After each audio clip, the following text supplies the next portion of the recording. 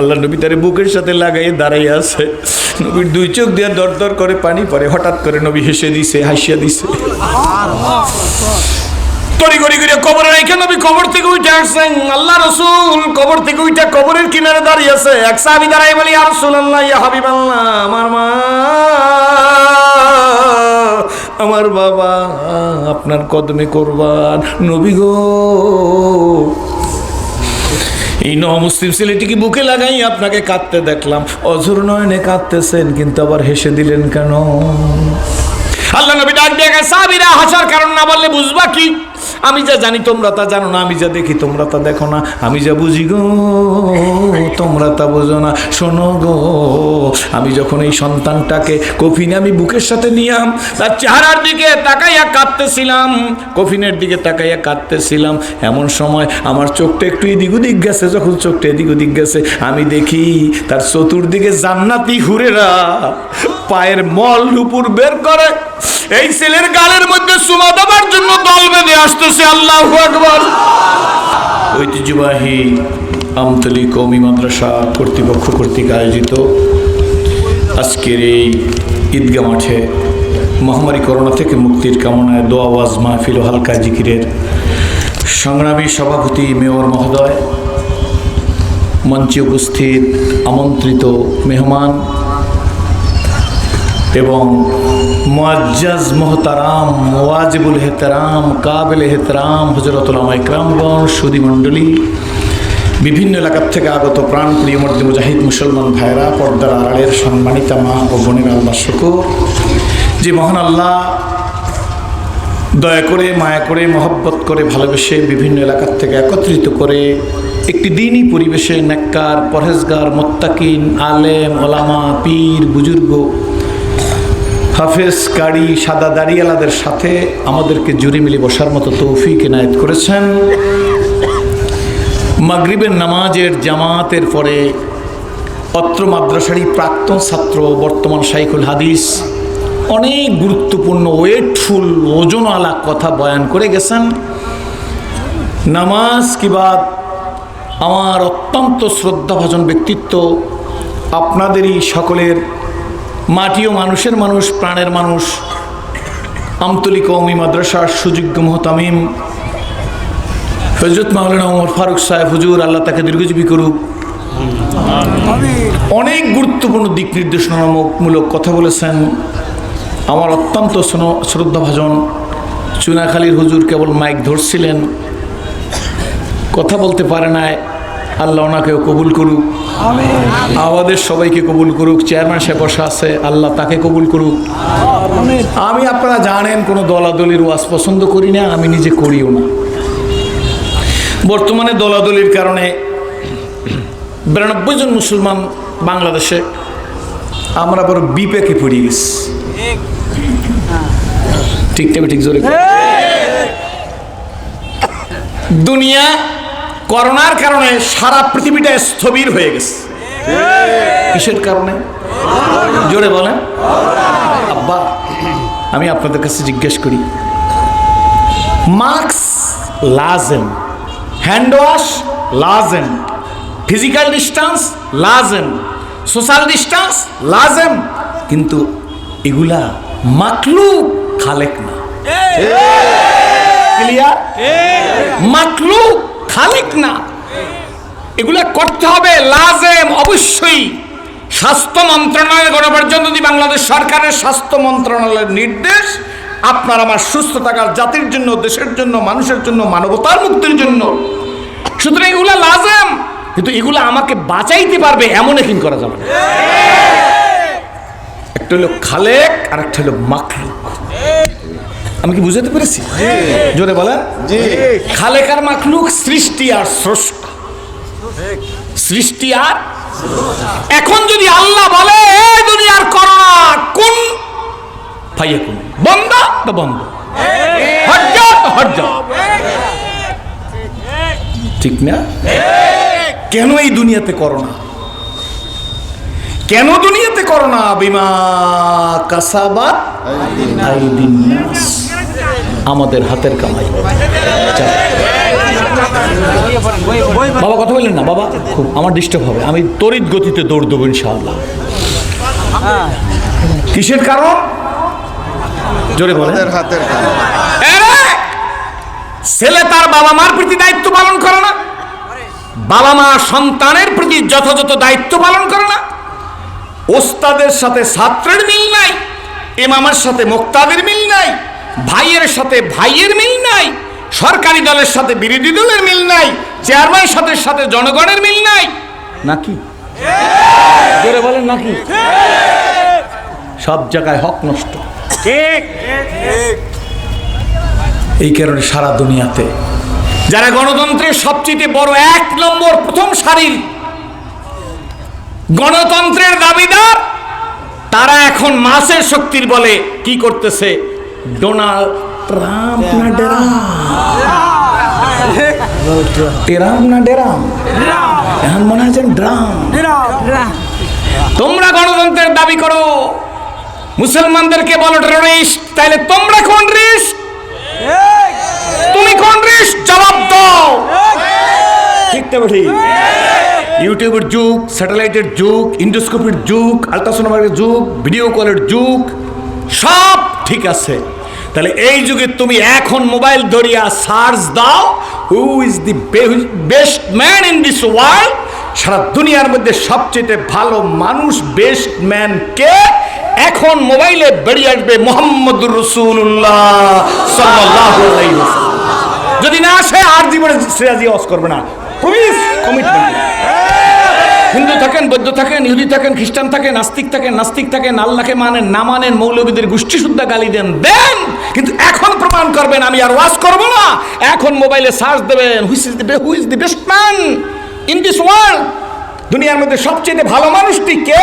তুমি হিন্দু হইয়া সার্চ দাও মুহাম্মদুর রাসূলুল্লাহ, বৌদ্ধ হইয়া সার্চ দাও মুহাম্মদুর রাসূলুল্লাহ, খ্রিস্টান হইয়া সার্চ দাও মুহাম্মদুর রাসূলুল্লাহ, ইহুদি হইয়া সার্চ দাও মুহাম্মদুর রাসূলুল্লাহ, ডোনাল্ড ট্রাম্প সার্চ দাও মুহাম্মদুর রাসূলুল্লাহ, বাইডেন সার্চ দাও মুহাম্মদুর রাসূলুল্লাহ, আমাদের মামা নরেন্দ্র মোদি সার্চ দাও মুহাম্মদুর রাসূলুল্লাহ। ঠিক না ঠিক? এরপরও আমরা সন্ত্রাসী। দুনিয়াতে এক পরিসংখ্যান এসেছে,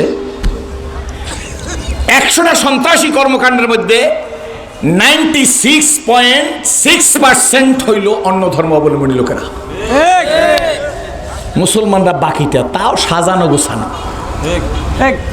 রাগ করতেছেন আপনারা? এখন আমি আপনাদের দেখে ইসলাম কবুল করছি না, আমি জীবনে কি চিন্তা করছি? কাঠটুপিটা গোল, কাঠটা লম্বা, কাঠটা পাঁচতালি, কেটা সরসিনা, কেটা চরমনাই, কেটা মোকাম্মে, কেটা হদ্দ, কেটা পাঙ্কাশে, কেটা তালগাছি, কেটা পিরজি, কেটা থানবি, কেটা গাজ্জালি, কেটা তবলিক জামাত, কেটা সাত গ্রুপ, কেটা জোবাইয়ের গ্রুপ। আমি তো এই চিন্তা জীবনে করি নাই। আমি চিন্তা করছি মানুষ মানুষের জন্য, মানুষ মানুষের জন্য। জোরে বলেন। একদিন বিয়ার সাজন সাজবো সবাই, একদিন বিয়ার সাজন সাজবো সবাই, কেউ কমে কেউ কেউ বা 2 দিন আগে সাজবো, কেউ বা 2 দিন পর। ঠিক নেবে? ঠিক জোরে বলো। একদিন বিয়ার সাজন সাজবো সবাই, একদিন বিয়ার সাজন সাজবো সবাই, কেউ কমে কেউ কেউ বা 2 দিন আগে সাজবো, কেউ বা 2 দিন পর। কেউ বা যাবে আনতে কাপড় আমতলির বাজারে, আমাকে শোয়াইয়া রাখবে আমারই উঠানে। বলো। কেউ বা যাবে আনতে কাপড়, কেউ বা যাবে আনতে কাপড় দোকানে বাজারে, তোমাকে শোয়াইয়া রাখবে তোমারই উঠানে।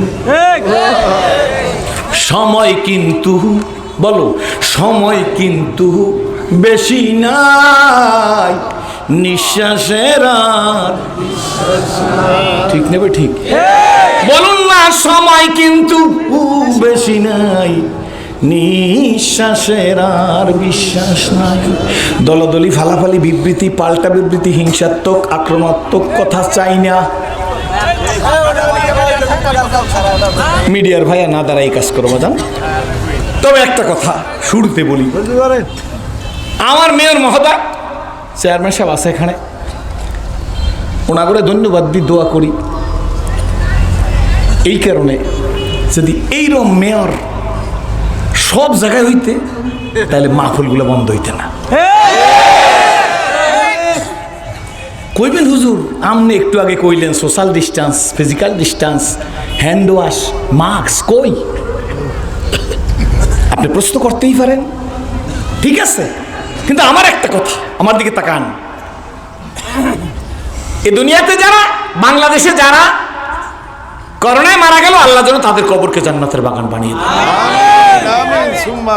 কি হিংসা আছে না?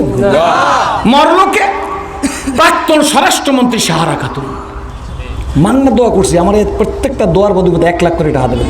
চেয়ারম্যান সাহেব আপনি লিস্ট করবেন কার কার জন্য দোয়া করেন। মরল প্রাক্তন স্বাস্থ্যমন্ত্রী নাসিম সাহেব,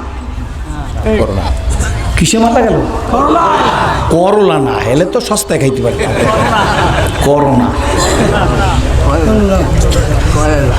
মরল কি বদরুদ্দিন আহমেদ কামরান, মরল কে দক্ষিণবঙ্গের বড় প্রাইভেট হাসপাতাল রাহাত আনোয়ারের মালিক জালপাটির কৃতি সন্তান ডাক্তার আনোয়ার সাহেব, মরল কে পটুয়াখালীর কৃতি সন্তান প্রাক্তন সংসদ সদস্য আখম জাহাঙ্গীর সাহেব, আল্লাহ তাদের কবরকে জান্নাতের বাগান বানিয়ে। মরল কে কামাল ইবনে ইউসুফ, বিএনপি এলাকার নাম কলা বানাইলে হেরা কইবে যে এইবার আওয়ামী লীগ ধরছে, আমরা বাঁচছি।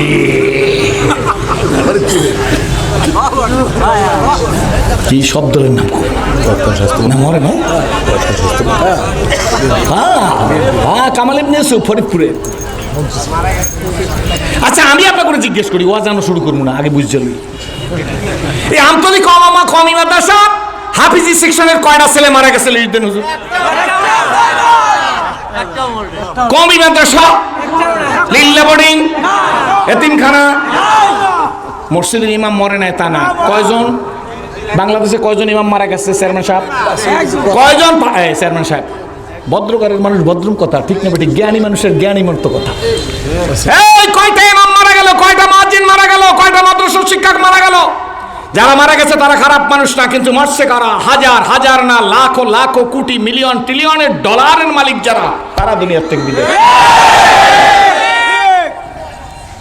ডোনাল্ড ট্রাম্পরা তো ধরছিলে বাসাই আনছে খালি দুনিয়ারে দেখাইবে যে ও যে বড় সন্ত্রাসী, তা দুনিয়াতে চিহ্নিত করার জন্য ওকে বাসাই রাখছে। নির্বাচন হয়েছে বাইডেন, হ্যাঁ হামকে বেটা তোরা বালিখা।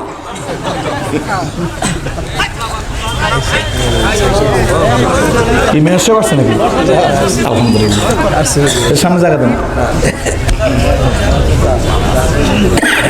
খুশি নেবে যা দোয়া মেয়ের সবার আগে হয়ে গেছে, আসার আগে দোয়া করে পালাইছি।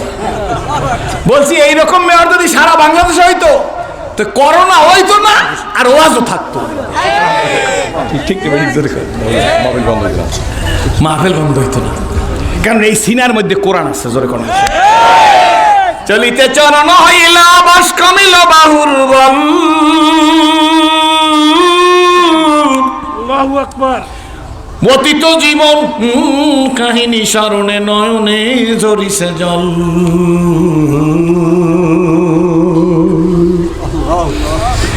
জড়তা মগ্ন হইল রসনা বাত নাই সরে মুখে,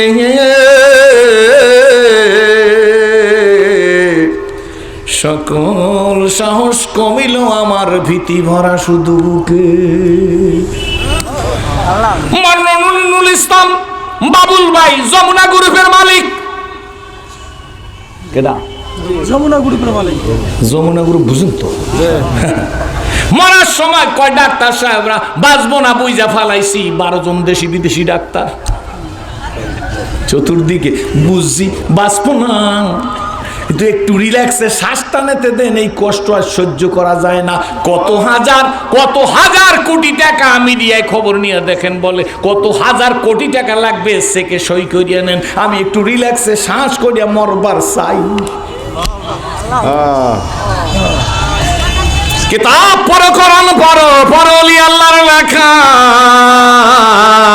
দুই নয়নে যায় না দেখা, এই কপালের লেখা।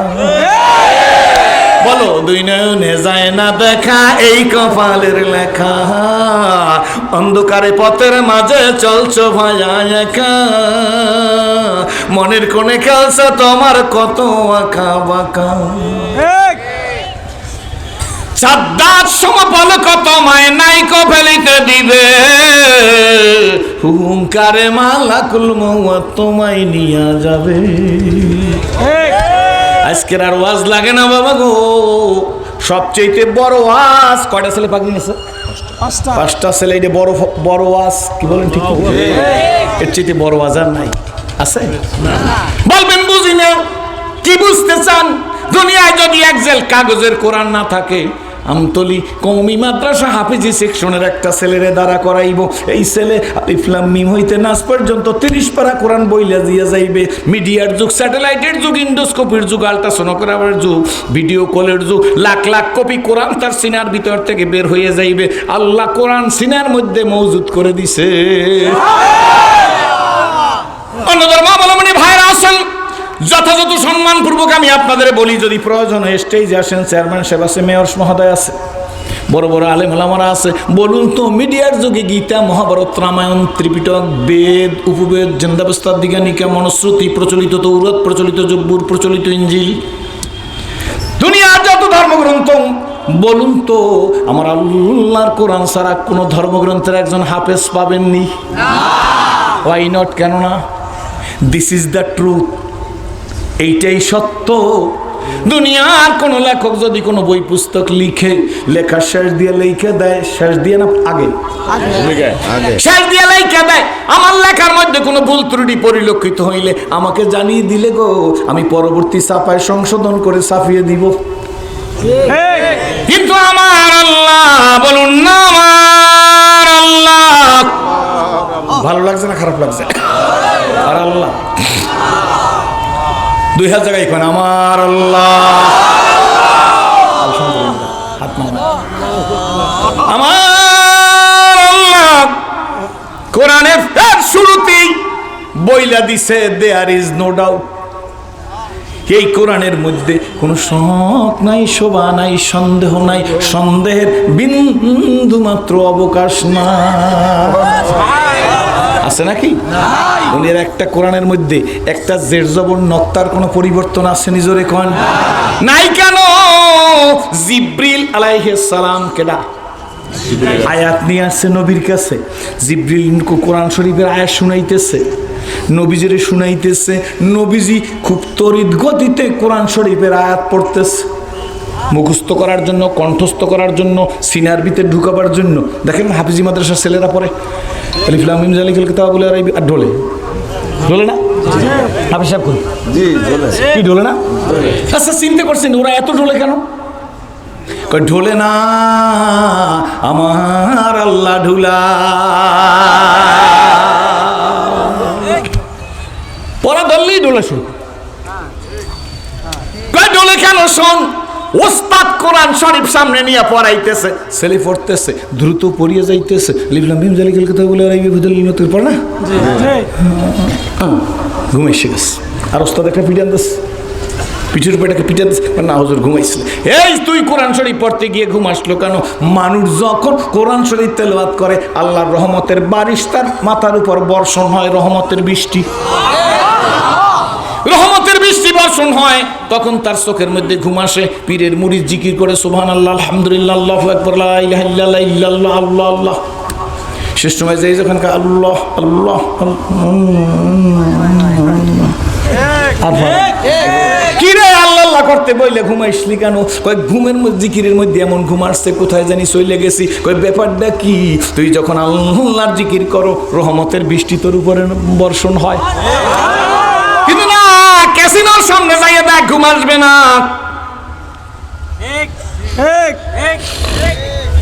ব্লু ফিল্ম দেখতে থাক, ঘুম আসবে না। সিনেমা হলে ঢোক, এখন তোর সিনেমা হাতের মধ্যে, সিনেমার মোবাইলের মধ্যে, ঘুম আসবে না। ঠিক নেবে ঠিক জোরে কন। জিকির করতে গিয়া ঘুম আসে, ঠিক নেবে ঠিক জোরে কন। কত মানুষ ব্রিটেন, জার্মানি, ইটালি আর সিঙ্গাপুর যায় ডাক্তার দেখাইতে, বেলোরে যায় ডাক্তার দেখাইতে, দামি দামি ট্যাবলেট নিয়ে আসছে, কিন্তু ঘুম আসে না। কয় হুজুর, আমার এক ছোটো ভাই আমার ডাক দেওয়া, মানে বন্ধু বান্ধবের মধ্যে ছোটো ভাই ডাক দিয়ে, হুজুর এমন কোনো দেশ নাই যেই দেশে আমি চিকিৎসার জন্য যাই নাই, কত দামি ট্যাবলেট আইনা খাইলাম, আমার তো ঘুম আসে না। আপনারা বিছানায় শুইলি কেমনে ঘুমান? কেমনে এটা বুঝাইতে পারবো না। কেমনে এটা বুঝার জন্য তোমাকে কিছু কাজ করা লাগবে, ঠিক নেবে? ঠিক জোরে তো বাবাজি পরে বলবো। বলতেছিলাম হুজুরের কাছে জিবরিল কোরআন শরীফ নিয়ে আসছে কেডা? হুজুর পড়তেছে সুবহানাল্লাহ, হুজুর বলে যাবার বয়তে পড়তেছে, খুব তড়িঘড়ি পড়তেছে, জিবরিল নাজিল করতেছে, হুজুর খুব তড়িঘড়ি করে পড়তেছে। কথা বলবেন না ভাইজান? আরে মেয়র সাহেব যে ঈদগাহ পাকা করিয়ে দিচ্ছে, আমি জিজ্ঞেস করছি বিনা বিছানায় বসে থাকলেও তো আপনার লাভ আছে, কোনো কিছু না কি? ঠিক না? নামাজ পড়ছি ডাটে। কোন জেলা শহরে এরকম একটা ঈদগাহ আছে, আমার জেলায় নাই। আবার আমার এমপি সাহেব সন্ধ্যে কানে রাগ হয়, না রাগ হইবে না, তুমি যে আমতলী থানায় প্রশংসা করেছো, আমি বাঁচি আছি না? আমার জালগাড়ি থানায় এত বড় ঈদগাহ নাই, বললে গেলাম এত বড় ঈদগাহ নাই, ঈদগাহ পাকা আছে, এত বড় না, এত সুন্দর করে সাজায় নাই। ভালো রে ভালো বলতে হবে মেয়া, ঠিক না? ঠিক জোরে কর। আমরা থ্যাংক ইউ বলতে জানি না, এক্সকিউজ মি বলতে জানি না, ধন্যবাদও দিতে জানি না, নিজের অপরাধ ক্ষমাও চাইতে জানি না। এই জন্য আমার কপালের উন্নতি নাই। মক্কা শরীফে তরিক ইব্রাহিম খলিল, তরিক মানে রাস্তায়, ইব্রাহিম খলিল রোড দিয়ে আমি যাইতেছি। ভাইজান কথা বলবেন না, খবরটা কেটে বসাইবেন না, আমরা ভলান্টিয়ার লাগবে না। আমি মাইক ধরলে আমি একা ভলান্টিয়ার, আমার বিরাট ডিস্টার্ব হয়ে যায় তাতে। আমার দিকে তাকান, সমস্যা নাই। আপনি বুঝবেন না, যারা লেট্রিন ছাড়ার কোলায় পায়খানা করে, আগে কোনোদিন লেট্রিন পায়খানা করাইতে পারবে না, পাগলে পাইছি আমরা। আমি বুঝি না, 30 বছর রাজ করি না, রাগ হইয়েন না।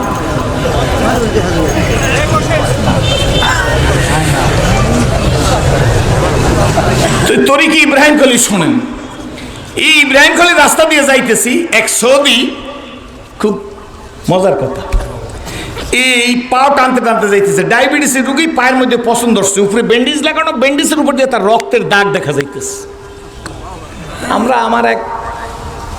আমাকে কাকা ডাকে, হাফেজ হাবিবুর রহমান, মাওলানা হাফেজ মুফতি হাবিবুর রহমান। তো আমি তার দোকানে বসা, তো আমি সালাম দিলাম, আসসালামু আলাইকুম রহমতুল্লাহ।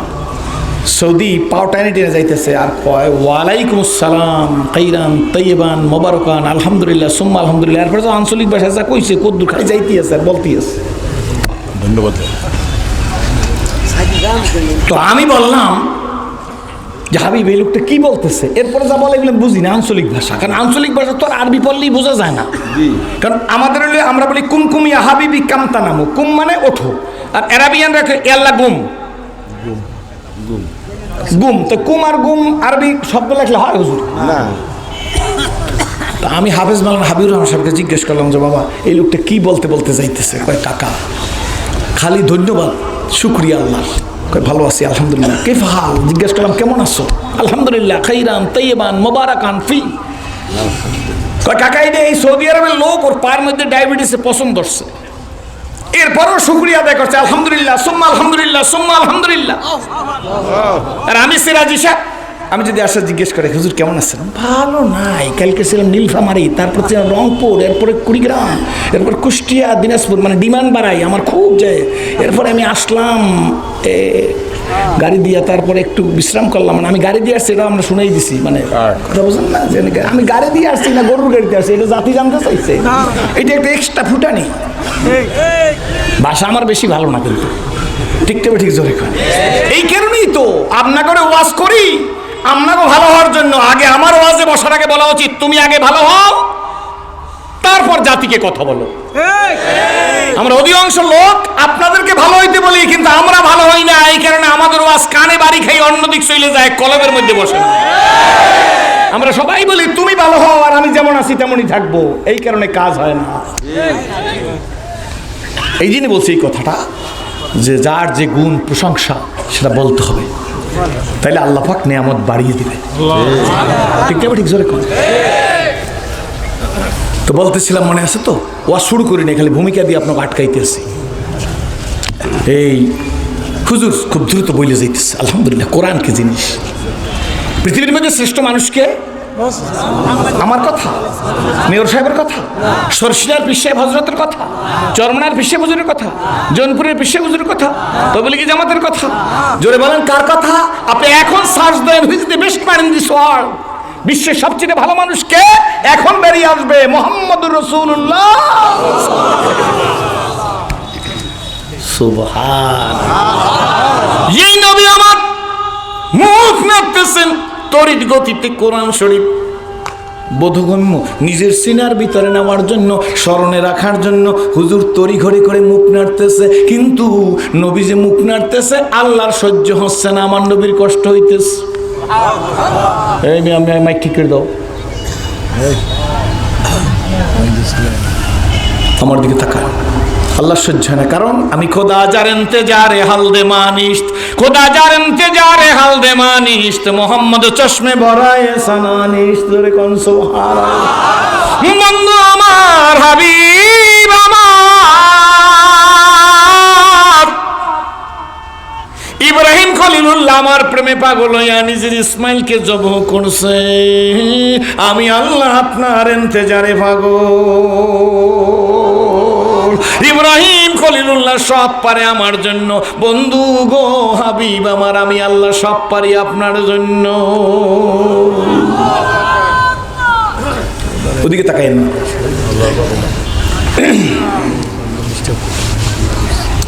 কষ্ট হয় আপনাদের?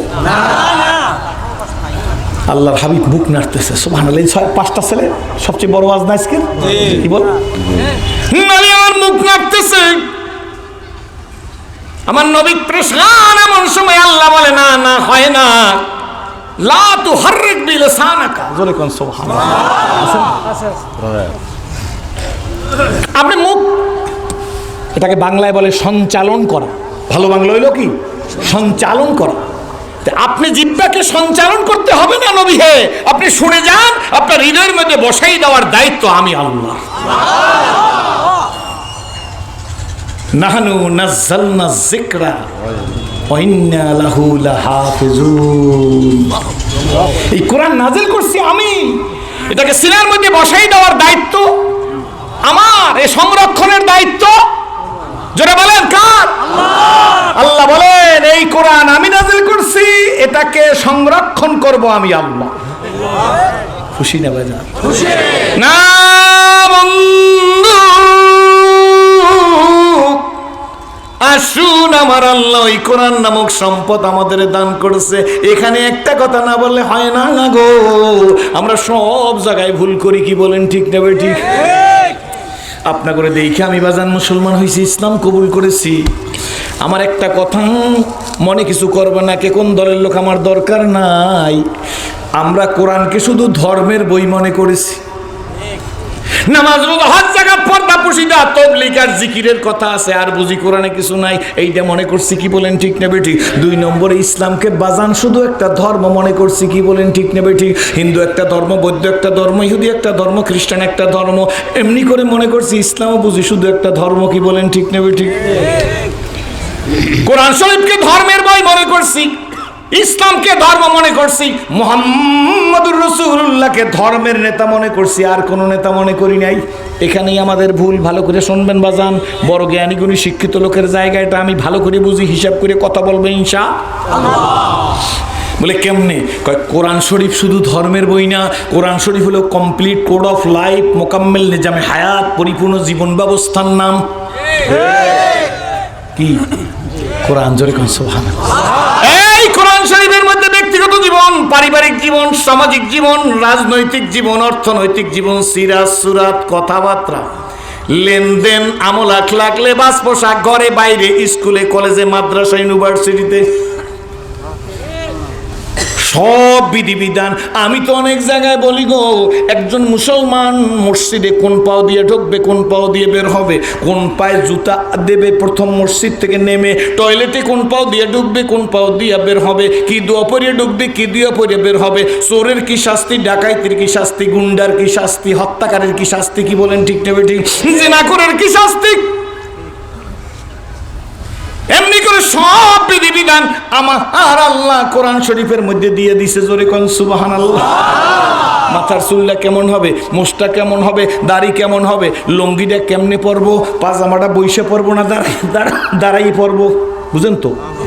পাজামা বইসে পরা সুন্নত। কি হুজুর? পাজামা পাজামা আবার বইসে পরে কেমনে? আমার দিকে তাকান, ওদিকে তাকাই না, তাইলেই বন্ধ হয়ে যাইবে।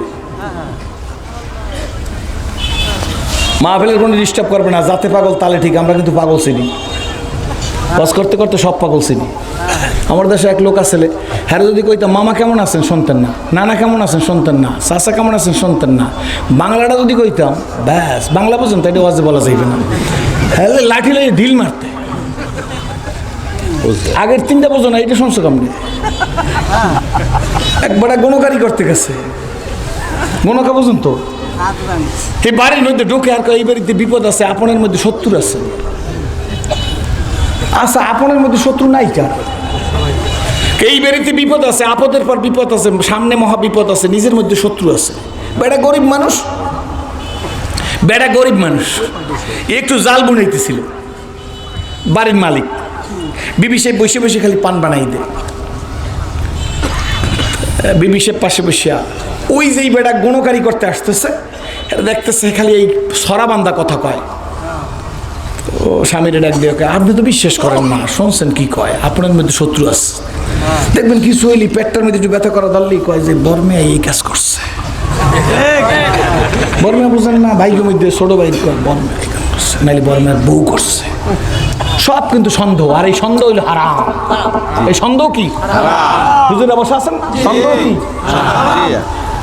আল্লাহ বেচারা জাল বোনা রেখে কয় বাজান কি হয়েছে? কয় বিপদ আছে। কয় আপনার আমার খুব বিপদ আছে। কয় বাজান বসেন, এই বিপদটা কি করলে কাটবে? প্রায় গণ কারা চালাক তো জানে, গুলিস্তানে গনে সিডি টিয়া দিয়ে গনায় দেখছেন না, চতুর্দিক চাইলে দেওয়ার মতো তার কিছু নাই। তবে জাল ছড়া পছন্দ হয়েছে, জাকি জাল। বেশি কিছু লাগবে না, আপনি জাল ছড়া দিলে আমি বিপদটা কাটিয়ে দেবো। আপনি বিপদ কাটেন, জাল ছড়া বাইন্দে নেন, আমি একটু আসতেছি। ঘরের মালিক এই কথা বইলা ঘরের মধ্যে ঢুকে পিছনে যাই বালি খোসা লই আইছে। বালি খোসাছে না, এই জাল টাল বিপদ টিপদ লোহা দিয়ে কয়েকটা দাগ দোগ দিয়ে জাল গুছাইয়ে ব্যাগের মধ্যে ঢুকাইছে যে নাইবে। বাড়ির মালিক পিছন দিয়ে ঘুরিয়ে ও এককাল পিস দিয়ে আইসা গনকার পিঠের উপরে ত্রাম করি এক বাড়ি।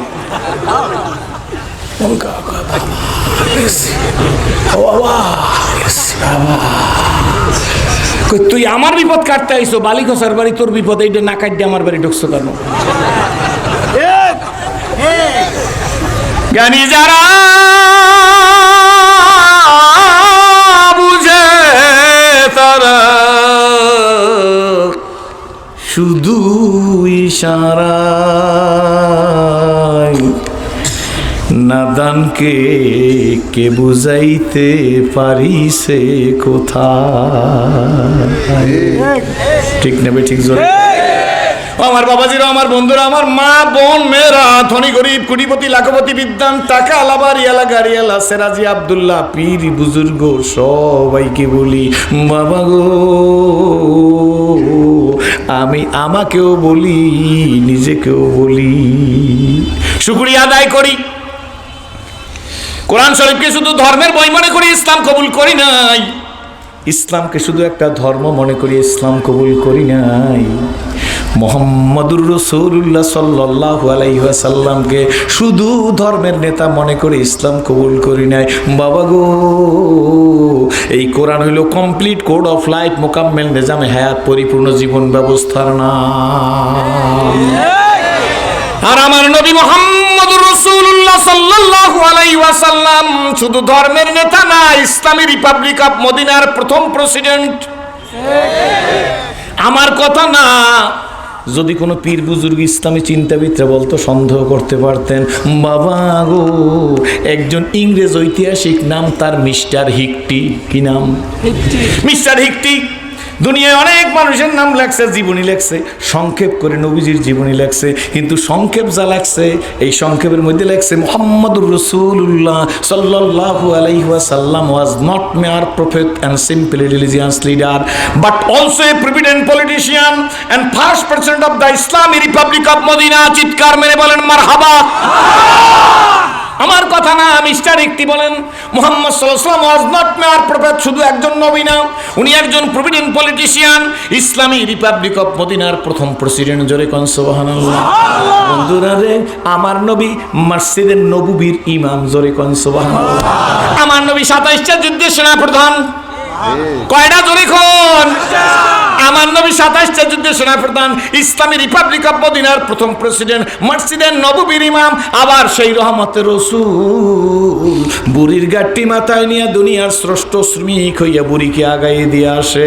নবী বলেন, শোন উম্মত, আমি শুধু ইসলামী রিপাবলিক অফ মদিনার প্রথম প্রেসিডেন্ট না, আমি দুনিয়ার শ্রেষ্ঠ শ্রমিক হইয়া দেখাই দিয়ে গেলাম বুড়িরই মাথা, উইদাউট ফেয়ার, উইদাউট মানি, বিনা টাকায় আমি তাকে আগাইয়ে দিয়ে আসলাম। আমি রহমতের রাসূল। রহমতের রাসূল দাঁড়িয়ে আছেন, একটা ছেলে গাছের ফুল ছিঁড়ছে, ফুলটা টান দিতে গিয়ে একটা ডালা ছিঁড়ে ফেলছে। আল্লাহর নবী ছেলেটিকে ডাক দিছে, আব্বু এদিকে আসো। ছেলেটি নবীর কাছে এসে দাঁড়িয়েছে। আল্লাহর নবী ছেলেটির ঠোঁট ধরে আদর করে মুস্কি হাস দিছে।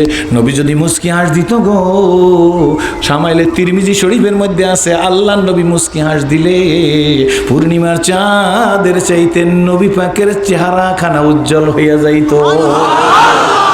রহমতের রাসূল মুস্কি হাস দিয়ে, আব্বু ফুলের প্রয়োজন না ডালের প্রয়োজন? ভালো করে বুঝেন। সরকারি রাস্তার ইট নিয়ে নিজের চকির নিচে দিয়ে চকি জাগাইছো, কিয়ামতের ময়দানে 18 কোটি লোকের কাছে যাইয়া একখানা ইটের দাবি চাইরা জান্নাতে যাওয়া লাগবে। তুমি যত বড় পীর হও, যত বড় ওয়াজিন হও, কওমিয়া মাদ্রাসার মুহতামামের মুফতি হন, ওই একটা সরকারি রাস্তার ইটের মধ্যে 18 কোটি বা 16 কোটি লোকের টাকা। ঠিক না বেঠিক? জোরে কর। ব্যক্তি সম্পদ আমার চুরি করছেন, আমার কাছ থেকে মাপ নেবেন। আমি মেয়র সাহেব মহোদয়ের কাছ থেকে নিছি, আমি তার কাছে মাপ চাই নেব। কি বলেন? ঠিক না বেঠিক? সরকারের একখানা ইট নিয়ে তুমি যে ঘরে রাখছো, গোপনে নিয়ে রাখছো, কি বলেন? ঠিক না বেঠিক? 16 কোটি মানুষের কাছে কিয়ামতের ময়দানে যাওয়াও সম্ভব হবে না, দাবিও সারান যাবে না, জান্নাতের ফয়সালাও হবে না। তোর বাবার ইট নিছি, সরকারি ইট নিছি, তুই কেডা? আমার টানেছো সরকারকে? মাননীয় প্রাইম মিনিস্টার আল্লাহ তার হায়াত দারাজ করুক, সেও আমার টাকার বেতন ভোগ করে, মহামান্য প্রেসিডেন্ট আমার টাকা ভোগ করে, ডিসি সাহেব আমার টাকা ভোগ করে, এসপি সাহেব আমার টাকা ভোগ করে, ওসি সাহেব আমার টাকা ভোগ করে। জিজ্ঞেস করেন, ঠিক না? ঠিক করে ওই রিক্সাওয়ালার টাকা দিয়ে তার বেতন পরিশোধ করা নাকি খারাপ কিছু বলবো? দোয়া করি না তাদের জন্য। সব দিক দিয়ে উন্নতি হয়েছে, পদ্মা সেতুর উন্নতি হয়েছে, সব উন্নতি হয়েছে, কিন্তু আমাদের নৈতিক চরিত্র খারাপ হয়েছে। সত্য না মিথ্যা? কি খারাপ হয়েছে? জোরে বলেন। নৈতিক চরিত্র খারাপ হয়েছে। ছেলেটিকে নবী ডেকে বলে, আব্বু, ছেলেটি অন্যায় করছে না? ফুল ছিঁড়তে গিয়ে ডাল ছিঁড়ছে। তোমার ফুলের প্রয়োজন না ডালের প্রয়োজন? ছেলেটি বলে, নবী গো, আমার ফুলের প্রয়োজন। মনোযোগ সহকারে ছেলেটিকে ঠোঁট ধরে নবী বলে, ফুলের প্রয়োজন, ডাল ছিঁড়লে কেন? তোমার যদি একটা হাত ভেঙে যায় তুমি কি ব্যথা পাইবে? নি কয়, হুজুর আমি ব্যথা পাইব। আল্লাহর নবী বলে, শোনো গো, গাছ তো আল্লাহর জিকির করে, ডাল ভাঙলে গাছ বিনা প্রয়োজনে ডাল ভাঙলে গাছকে জিকির থেকে বিরত করছো, গাছটা কষ্ট পাইছে। ছেলেটি নবীজির দিকে তাকাই বলে, আল্লাহ ইয়া রাসূল আল্লাহ ইয়া হাবিব আল্লাহ, নবী গো, আল্লাহর কসম করে বলে জীবনে আর ফুল ছিঁড়তে গিয়ে ডাল ছিঁড়ব না।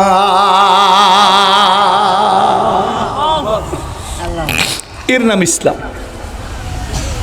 রহমতের রাসূল মসজিদে নববীতে ওয়াজ করতেছেন, সাহাবীরা ফুটন্ত গোলাপের মতো, সূর্যমুখী ফুলের মতো হুজুরের ওয়াজ শুনতেছে। হুজুর ডানে বামে তাকায়, সাহাবীদের দিকে ওয়াজ করতেছে। মাঝে মাঝে সাহাবীরা কাঁদে। আল্লাহর নবী তাকায় দেখে ডান দিকের ওয়ালের সাথে একটা যুবক নিজের হাত পিছনের দিকে বেঁধে, এমনি করে পিছনের দিকে বেঁধে ছেলেটি নবীর দিকে তাকাই আছে। ছেলেটি ইহুদি, ছেলেটি কি ইহুদি ছেলেটি নবীজির ওয়াজ শুনতেছে। আল্লাহ নবী মাঝে মাঝে দেখে ছেলেটি কাঁদতেছে, চোখ মুছতেছে। নবী চিনে ইহুদি, এখনো নবীজির সাথে কনসাল্ট হয় নাই, কথা হয় নাই, কোনো কথা বাক্য বিনিময় হয় নাই। একদিন না গো, একদিন, 2 দিন, 3 দিন না, ছেলেটি প্রায় ওয়াজ শোনে। হঠাৎ করে নবী একদিন ওয়াজ করতেছে, আল্লাহ নবীর ওয়াজ শেষ হয়ে গেছে। নবীজি দেখে আজকের ছেলেটি ওয়ালের সাথে লাগা নাই, ছেলেটি আজকের আসে নাই। আল্লাহ নবী ডাক দিয়ে, আমার সাহাবীরা গো, বলো বলো ছেলেটিকে আজকের দেখতেছি না, ওই ইহুদি ছেলেটি আমার ওয়াজ শুনতো।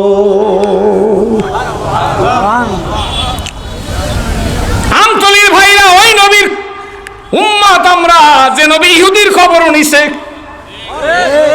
আমরা তো ভাইয়ের খবরই নি না, যেহেতু ভাইয়ের লাগে আমার টুপির মিল নাই, আমার টুপিটা এই, তার টুপিটা এই, টুপিতে টুপিতে মিল নাই বিদায় ওনাকে আমি সহ্য করতে পারি না, উনি আমাকে সহ্য করতে পারেন। ঠিক জোরে কয়। আরে আল্লাহ, মাঝে মাঝে দেখি কিছু লোকে দেখলে টুপির লগে মিল নেই দেখা আল্লাহ এমন ভাবে চায়, মনে হয় যেন আমরা মার্ডার কেসের আশা। একদিন বিয়ার সাজন সাজবো সবাই, কেউ কনে কেউ বর, কেউ বা 2 দিন আগে সাজবো, কেউ বা 2 দিন পর, কেউ বা যাবে আনতে কাপড় দোকানে বাজারে, তোমার সময় আর রাখবে তোমারই উঠানে। কিছু হয় নাই, আমরা কি বলেন ঠিক নেবে ঠিক? আল্লাহ নবী ডাক দিয়ে কে বাবাজিরা রে, আমার সাহাবীরা রে, ছেলেটিকে আজকের দেখছি না কেন, ছেলেটি কই গেল? একজন সাহাবী দাঁড়িয়ে বলে, নবীজি ও নবীজি, নবীজি গো, হুকুম যদি দেন তাইলে তার বাড়িতে গিয়া খবর নিয়ে আসি। হুজুর হুকুম দেন, আমরা তার বাড়ি গিয়া খবর নিয়ে আসি। ছেলেটি কেন আসলো না, কোথাও গেল না, রোগাক্রান্ত হইল।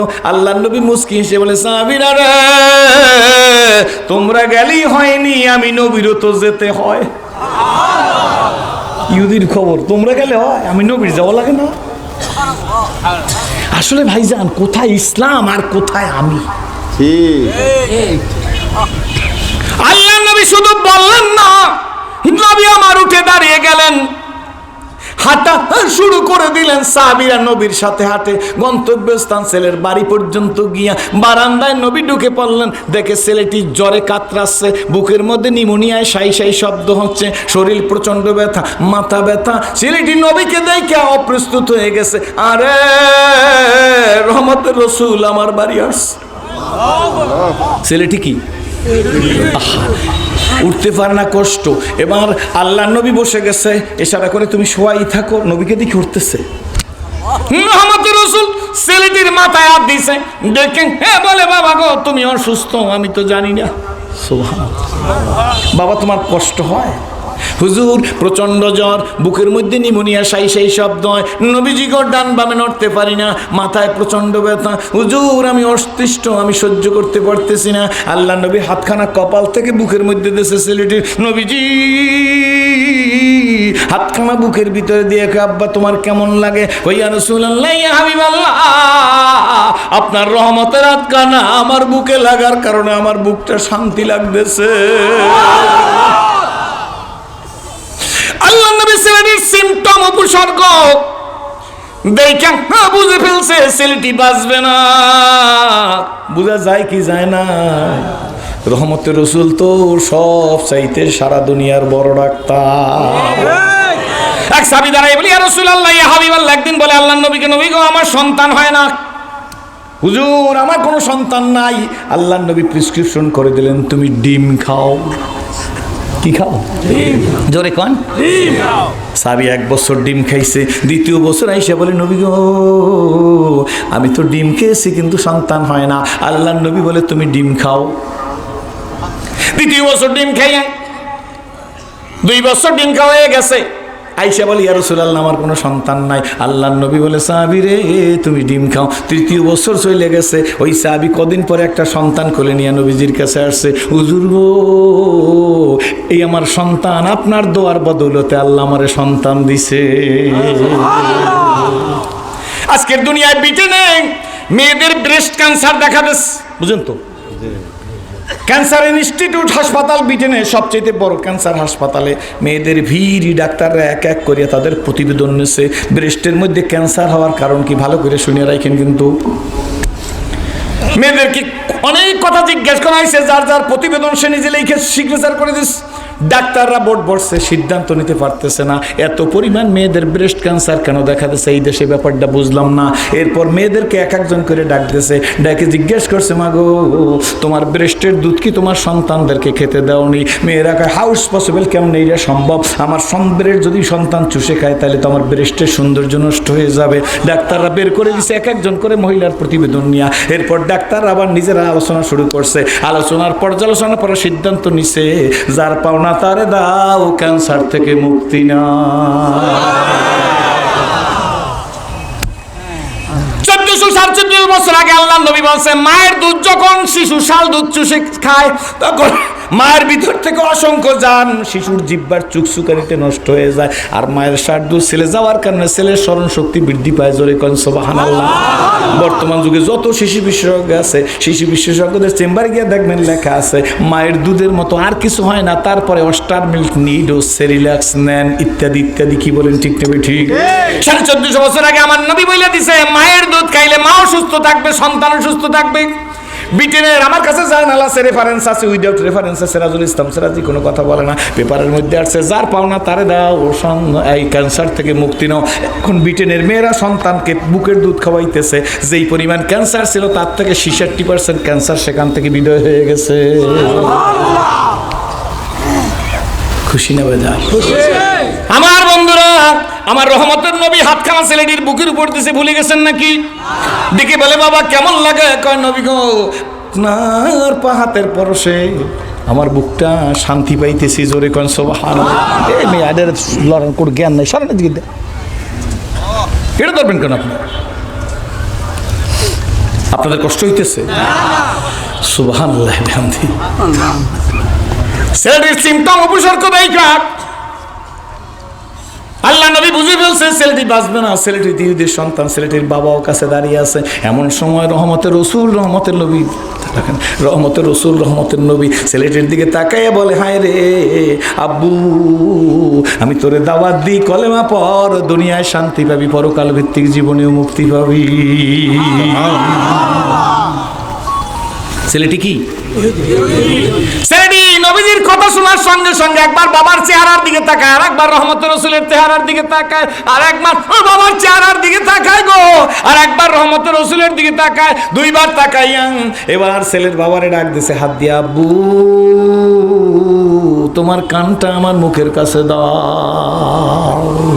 বাবা ছেলের মুখের কাছে দিছে, কারণ ছেলে জোরে কথা বলতে পারে না। হাতের ইশারা করে তোমার কান আমার মুখের কাছে আনো। বাবা সন্তানের মুখের কাছে কান লাগাইছে। সন্তান মুখ দিয়ে, আব্বু রহমতের রসুল আমারে কলেমার দাওয়াত দিয়েছে, তুমি বলো না আমি কি কলেমা পড়বো নাকি? আমাকে রহমতের রসুল কলেমার দাওয়াত দিয়েছে, আব্বু তুমি কি বলো আমারে কলেমা পড়তে? ছেলের বাবা বসার থেকে দাঁড়াই, ও ছেলে শোন, আমি তোর জন্মদাতা বাপ, আমি তোর বাপ, তুই আমার সন্তান, আমি তোরে বলি খবরদার খবরদার শোন, আমার কথা শুনিস না। রহমতের রসুল তোরে কলেমা পড়তে বলছে, তুই কলেমা পড়। ছেলেটির সঙ্গে সঙ্গে কলেমা পড়ছে, কলেমার লফজ শেষ, ছেলেটির ইন্তেকাল হয়ে গেছে। আল্লাহ নবী ছেলেটির দিকে তাকাইয়া কেঁদে ফেলছে। সাহাবীদের ডাক দিয়া, আমার সাহাবীরা সোনামণি রে গোসল দাও, কাফন পরাও, কফিন সামনে রাখো, আমি নবী তার জানাজা পড়ব, আমি রহমতের রসুল তার জানাজার ইমামতি করব। রহমতের রসুল ছেলেটির জানাজা পড়লে, ও আমতলির ভাইরা, বন্ধুরা, বাবাজিরা, এক ওয়াক্ত নামাজ পড়ে নাই, তবলিগে চিল্লা লাগায় নাই, পীরের বাড়ি যায় না, একটা জেহাদে যায় না, আল্লাহর একটা সেজদা দেয় না, শুধু কলেমা বলার শেষ, তার ইন্তেকাল হয়ে গেছে। কি বলেন ঠিক নেবে? ঠিক। আল্লাহ নবী ডাক দিয়ে বলে, সাহাবীরা রে, কবরে কেউ নাই মোনা, আমি নবী নিজে কবরে নামবো। রহমতের রসুল কবরে নামলে সাহাবীদের বলে, দে দে দে দে সোনামণি রে আমার বুকে দে। আল্লাহ রাসূল হাত বাড়িয়ে দিলেন, কফিন বুকে নিয়ে, বুকে হাতে নিয়ে বুকের সাথে লাগাইয়া কবরের দিকে তাকায় নবীজি রাখবে, আর আসমানের দিকে তাকায় নবীজির দুই চোখ দিয়া দর দর করে পানি পড়তেছে। সাহাবীরা কবরের পাশে চতুর্দিকে নিজেরা আল্লাহ আপসেট হয়ে গেছে। হায় রে, নবীর সাথে জিহাদে গেলাম, ডানে বামে রইলাম, আমরা কি জীবনে নবীর বুকে এইভাবে লাগতে পারলাম নি? এই কপাল নিয়ে দুনিয়া আসছে ছেলেটি। আল্লাহ নবী তার বুকের সাথে লাগাই দাঁড়াই আছে, নবীর দুই চোখ দিয়ে দর দর করে পানি পড়ে। হঠাৎ করে নবী হেসে দিছে, হাসিয়া দিছে। তড়ি গড়ি করে কবরে রেখে নবী কবর থেকে উঠে আসছেন। আল্লাহ রাসূল কবর থেকে উঠে কবরের কিনারে দাঁড়িয়ে আছে। এক সাহাবী দাঁড়াই বলি, ইয়া রাসূলুল্লাহ, ইয়া হাবিবাল্লাহ, আমার মা, আমার বাবা আপনার কদমে কুরবান। নবী গো, এই মুসলিম ছেলেটিকে বুকে লাগাই আপনাকে কাঁদতে দেখলাম, অঝোর নয়নে কাঁদতেছেন, কিন্তু আবার হেসে দিলেন কেন? আল্লাহ নবী ডাক দিয়ে সাহাবীরা, হাসার কারণ না বললে বুঝবা কি? আমি যা জানি তোমরা তা জানো না, আমি যা দেখি তোমরা তা দেখো না, আমি যা বুঝি গো তোমরা তা বোঝো না। শোনো গো, আমি যখন এই সন্তানটাকে কফিনে আমি বুকের সাথে নিয়াম, তার চেহারার দিকে তাকাইয়া কাঁদতেছিলাম, কফিনের দিকে তাকাইয়া কাঁদতেছিলাম, এমন সময় আমার চোখটা একটু এদিক ওদিক গেছে। যখন চোখটা এদিক ওদিক গেছে, আমি দেখি তার চতুর্দিকে জান্নাতি হুরেরা পায়ের মল নুপুর বের করে এই ছেলের গালের মধ্যে চুমা দেবার জন্য দল বেঁধে আসতেছে। আল্লাহু আকবার। কিন্তু আমি নবীর দিকে হুরেরা লজ্জা পায়, এই জন্য তারা অন্যদিকে মুখ ফিরিয়ে রাখে। আমি তাদের এই অবস্থা দেখে আমি নবী আর দেরি করি নাই, তাড়াতাড়ি খবরের মধ্যে রাইখা দিছি। বন্ধুরে, জান্নাত যাইবার জন্য গাট্টি ভরা আমল লাগবে না, কি বলেন? ঠিক তবে ঠিক।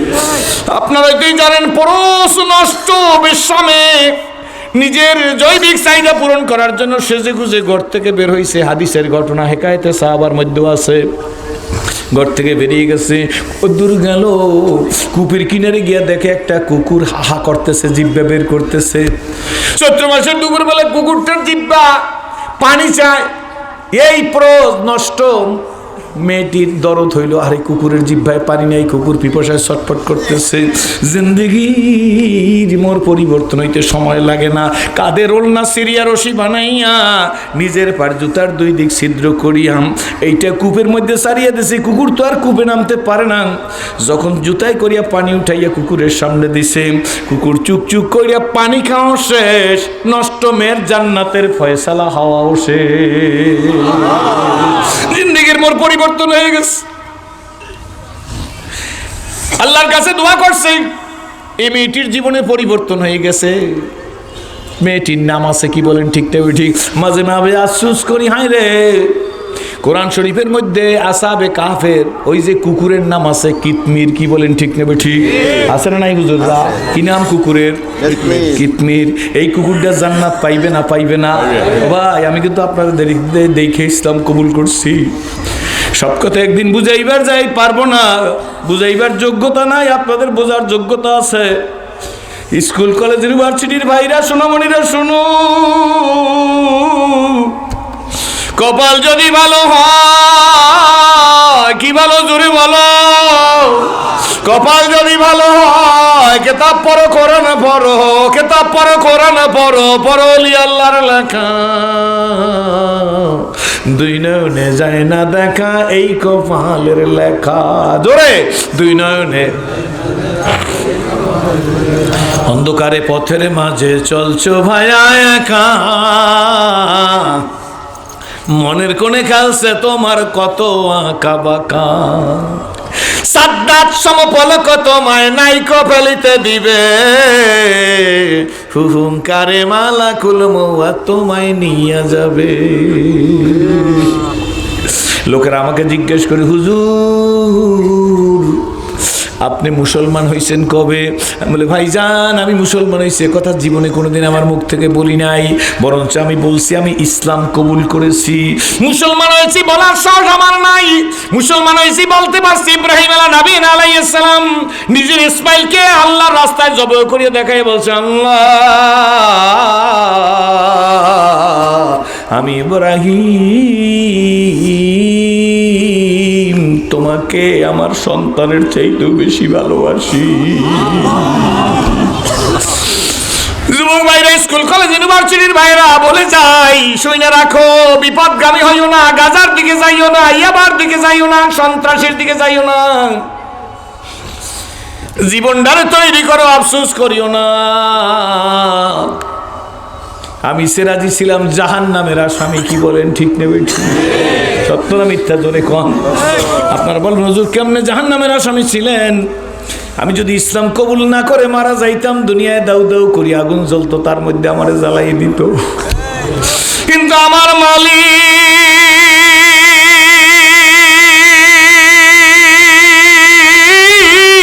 কে? বলো আমার মালিক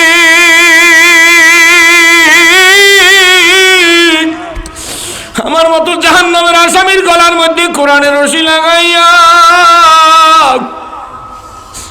টান দিয়া ইসলামের পথে আইনা দিছে। এইটা সিরাজি তোর যোগ্যতায় না, আমি আল্লাহর দয়া দেমিয়া দাদাই বা জব মুসলমান কর দাই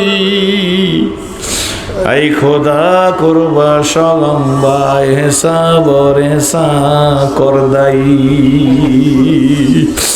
দয়ার পরে দয়া, মায়ার পরে মায়া, মহব্বতের পরে মহব্বত, ভালোবাসার পরে ভালোবাসা দিয়ে আল্লাহ আমাদেরকে মুসলমান হিসেবে কবুল করেছে, কি বলেন ঠিক না ঠিক? এই জন্য আমার বাবাজিরাম, এক নম্বরে আল্লাহর হাবিব শুধু ধর্মের নেতা না, মনে আসেনি জোরে কন? আল্লাহর হাবিব ইসলামী রিপাবলিক অফ মদিনার প্রথম প্রেসিডেন্ট। এই জন্য তো নেপোলিয়ান বোনাপার্ট নিজে তার বইয়ের মধ্যে লেখছে, I hope the time is not far when I shall be able to unite all the wise and educated men of the world reason based a principle of the Quran which alone are true and which alone can lead men to happiness. আল্লাহু আকবার। একটা মুসলিম Napoleon বোনাপার্টের বই পড়ে দেখবেন, তিনি তার বইয়ের মধ্যে লেখছে, আমি আশাবাদী সেদিন বেশি দূরে নয় যেদিন সারা পৃথিবীর মানুষ মুক্তির জন্য, শান্তির জন্য কোরআনী নীতির কাছে আত্মসমর্পণ করবে। জোরে কোন সুবহানাল্লাহ।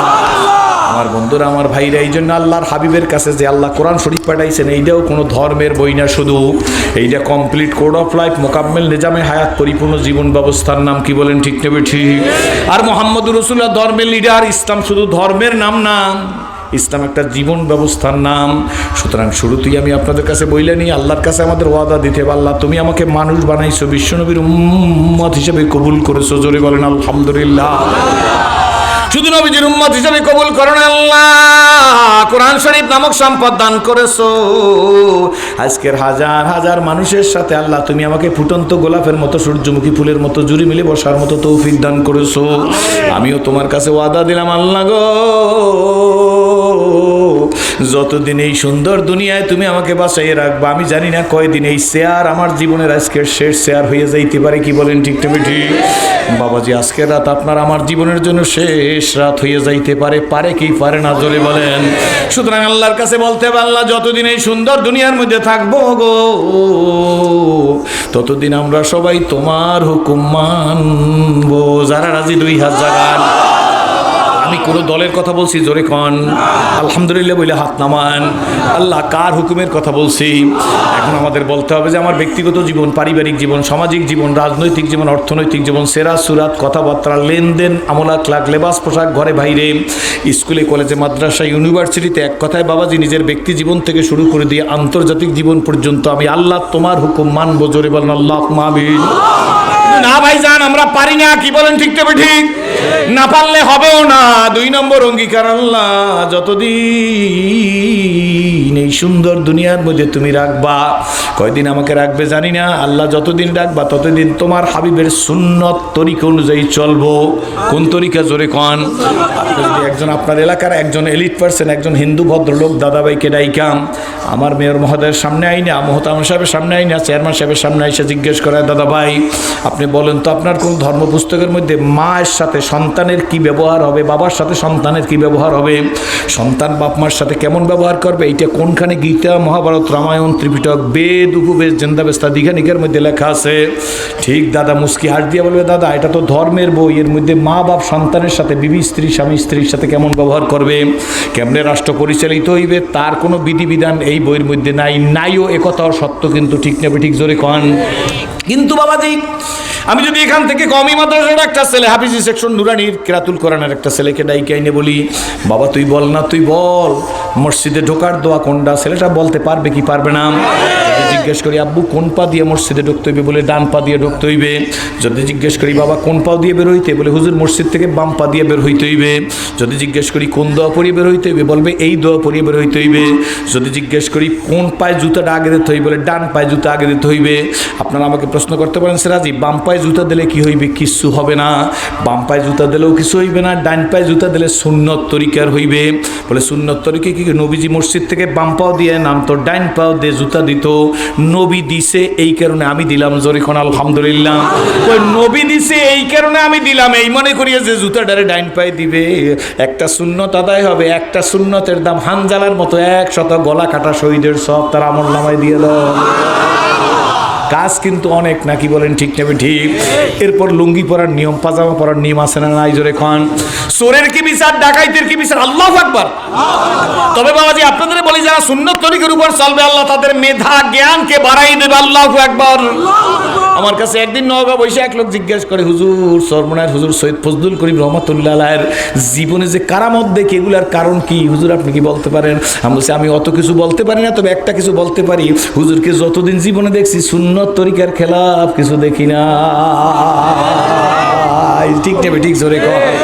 হযরত আবু বকর সিদ্দিক রাদিয়াল্লাহু তাআলা নিয়ে ইসলামের আমির খলিফাতুল মুসলিমিন, ওনার কাছে একটা চোর ধরা পড়ছে। চোরটারে নিয়ে আসছে। কোরআন শরীফের নীতি অনুযায়ী চোরকে হাত কাটবে, এই বিচার শুরু হয়ে গেছে। চোরাই খুব করুণ সুরে বলতেছে, আমিরুল মুমিনিন খলিফাতুল মুসলিমিন গো, আমি একটাবার চুরি করছি, আমারে মাফ করিয়ে দেন, আমি আর জীবনে কোনোদিন চুরি করব না। হুজুর আপনার হাতে ধরছি, পায়ে ধরছি, আমি চুরি একবার করছি, আর জীবনে কোনোদিন চুরি করব না। আমিরুল মুমিনিন খলিফাতুল মুসলিমিন বিপাকে পড়িয়ে গেছে। লোকটার কাকুতি মিনতি তো ঠিক আছে, কিন্তু আমি চোরকে হাত না কাটে কেমনে সাইডে দিই? কোরআন শরীফের মধ্যে একবার চুরি করলে হাত কাটা যাবে না, ক্ষমা চাইলে ক্ষমা করিয়ে দেয়, এমন কোনো আইন তো লেখা নাই। হযরত ওমর রাদিয়াল্লাহু তাআলার কাছে বসা কোন মর্যাদা ওমর আল্লাহ নবীকে দ্বিখণ্ডিত করতে দিয়েছিল। আরবের দস্যু বড়বীর লইয়া উলঙ্গ শমশির গেল মন নবী কাটিবার হইল ইসলামের আমির। হযরত ওমর রাদিয়াল্লাহু তাআলা বসে আছে, হযরত আবু বকর সিদ্দিক বিপাকে পড়ে গেছে। ডাক দিছে, ওমর গো ভাইজান আমার কাছে আসেন। আয়েশা দাঁড়াইছে, কই চোরাই তো চুরি করছে, চোরাই তো ধরা পড়ছে। হযরত ওমরকে জিজ্ঞেস করে, কাকুতি মিনতি করতেছে, একবার চুরি করছে মাপ চায়, আমি কি মাপ করবো কেমনে? কোরআন শরীফের মধ্যে মাপের কোনো আয়াত আসেনি। একবার চুরি করলে তো হাত কাটা যাবে না, এমন কোন আইন আসেনি। হযরত ওমর রাদিয়াল্লাহু তাআলা মুস্কি আর দিয়া আমিরুল মুমিনিন খলিফাতুল মুসলিমিন, একবার চুরি করলে মাফ চাইলে হাত কাটা যাবে না, তাকে মাফ করিয়ে দিবেন, এইরকম কোন আইন আমি পাই নাই, কিন্তু আমার একটা অভিজ্ঞতা আছে। সুবহানাল্লাহ। হযরত আবু বকর সিদ্দিক তাকাই আছে, কয় কি অভিজ্ঞতা? কয় আমার অভিজ্ঞতা হইলো একবার চুরি করে কেউ ধরা পড়ে না, কমপক্ষে ধরা পড়ে 3 বার করার পর।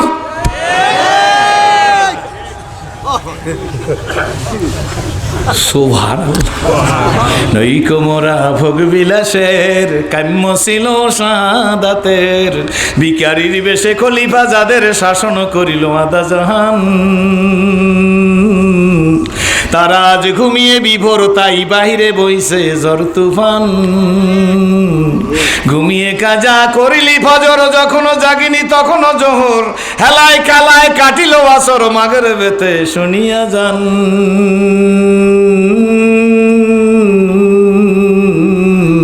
এর সাথে জামাত হরে হাজির, এখনো জমাতে আছে রে স্থান। বাজিছে দামামা বাদারে আমামা শিরুসু করি মুসলমান,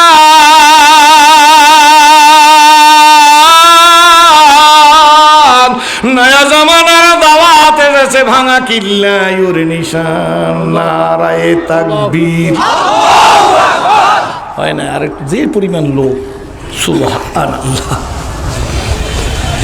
নারায়ে তাকবীর। কবি নজরুলের কবিতা থাকবো না কেউ বাধ্য করে, দেখবো এবার জগৎটাকে কেমন করে, ঘুরছে মানুষ যুগান্তরের ঘূর্ণি পাকে, দেশ সাথে দেশ দেশান্তরে আছে না? সূর্য তারা কেমন করে, কিসের নেশায় কেমন করে। নারায়ে তাকবীর। আল্লাহু আকবার।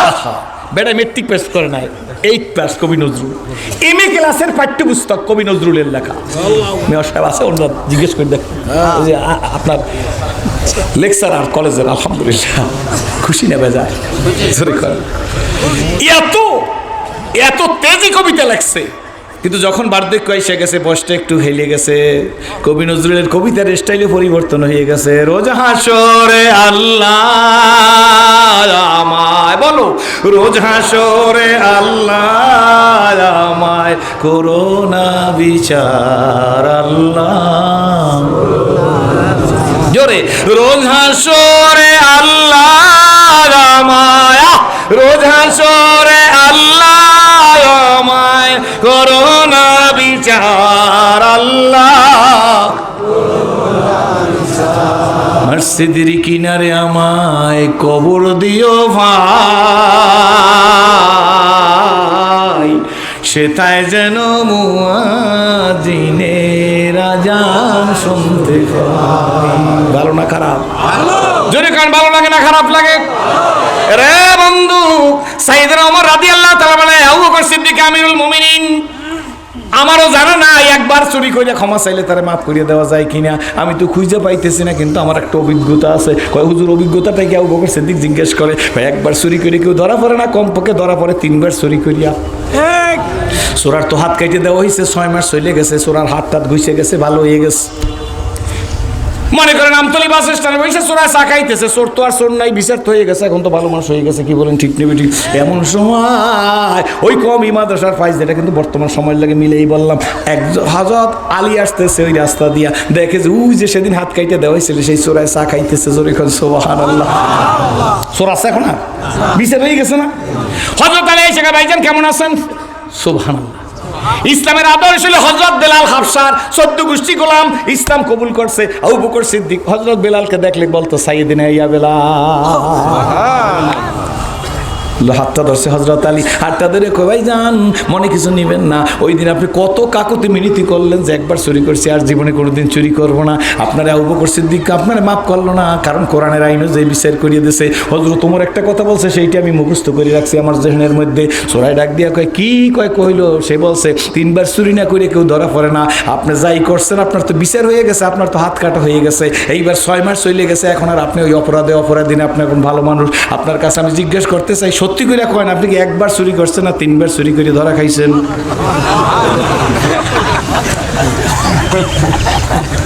বেটা ডাক দিয়ে, আমার হাতও গুইছে গেছে, কাইটে দিয়েছে, কিন্তু আপনার কাছে বলতে আমার কোনো লজ্জা নাই, 21 বার চুরি করার পরে আমি ধরা খাইছি।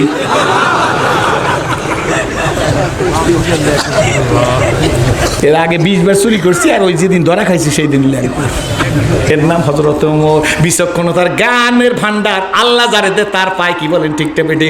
মুজাদ্দেদ আশরাফ আলী থানভী রহমাতুল্লাহর কাছে একটা লোক আইসা, হযরত থানভী রহমাতুল্লাহর নাকটা এরকম, থানভী রহমাতুল্লাহর কাছে আসছে, আইসা হুজুর আপনার কাছে একটা কথা জিজ্ঞেস করবো, জবাব দেবেন, বেশি সময় নেবেন না। থানভী রহমাতুল্লাহ তো বুঝতে ফেলাইছে লোকটা আমারে ঠেকাইতে আইছে।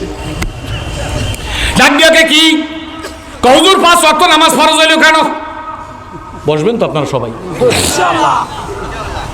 থানভী রহমাতুল্লাহ বলে, কোরআন হাদিস ইজমা কিয়াস দিয়ে যদি বুঝাই তাহলে তো বুঝবে না। ইংরেজিতে একটা কথা আছে, টিট ফর টেট, ঠিক না? যেমন কুকুর, সবাই এক কথা দিয়ে বুঝান যায় না। কি বলেন, ঠিক না বেঠিক? মুজাদ্দেদ থানভী রহমাতুল্লাহ বলে, 5 ওয়াক্ত নামাজ ফরজ হইল কেন পরে কমু, আগে তুমি বলো গো তোমার নাকটা মুখের উপর কেন? হুজুরের নাকটা ধরছে, তোমার এই নাকটা মুখের উপর কেন? লোকটা লাভ দিয়ে উঠছে, বললেই হবে নাকি হুজুর? নাকটা তো মুখের উপর দিয়া আল্লাহ খুশি হয়েছে, এই জন্য নাকটা মুখের উপর দিছে। থানভী রহমাতুল্লাহ বলে, বাবা গো, নাকটা মুখে না দিয়ে যদি পিঠে দিত তাহলে অসুবিধাটা কি ছিল? লোকটাকে, হুজুর খামাখা গাজরে কথা বলবেন না, নাকটা মুখের উপর থাকলে সুন্দর দেখায়, আল্লাহ খুশি হয়ে নাকটা মুখের উপর সেটিং করে দিচ্ছে। থানভী রহমাতুল্লাহ বলে, বোকা, বান্দার উপরে 5 ওয়াক্ত নামাজ আল্লাহ সাফাইয়ে দিয়ে আল্লাহ খুশি হয়েছে, সেই জন্য বান্দারে 5 ওয়াক্ত নামাজ দিছে। বিনিয়ান্দার খুদুলুমে আম্বিয়া, বলেন বিনিয়ান্দার খুদুলুমে আম্বিয়া বেকেতাবো বেমুইনুসতা। আম্বিয়া আলাইহিস সালাম কমিয়ায় পড়ে নাই, আলিয়ায় পড়ে নাই, কোচিং করে নাই, ইউনিভার্সিটিতে পড়ে নাই, কলেজে পড়ে নাই। কি বলেন, ঠিক তবে ঠিক? সিনার মধ্যে ইলমের ভান্ডার আল্লাহ রাব্বুল আলামিন ঢাইলা দিস। কে দিছে? জোরে কোন? মাকে মারলে ইলম পাওয়া যায় না, বাবারে ঠকাইলে ইলম পাওয়া যায় না, স্ত্রীকে ঠকাইলে ইলম পাওয়া যায় না। এই ইলম পাইতে হইলে আগার হাজত তুঝে খুঁজবি, তু কর খেদমত ফকিরুবি, নেই মিলতি এ দৌলত কেসা হো কি খাজানা মিলে। কোন বুজুর্গের পার জুতা সোজা করলে আল্লাহ পাক রব্বুল আলামিন ওনা সেই ইলমের ভান্ডারটা ঢাইলা দাও।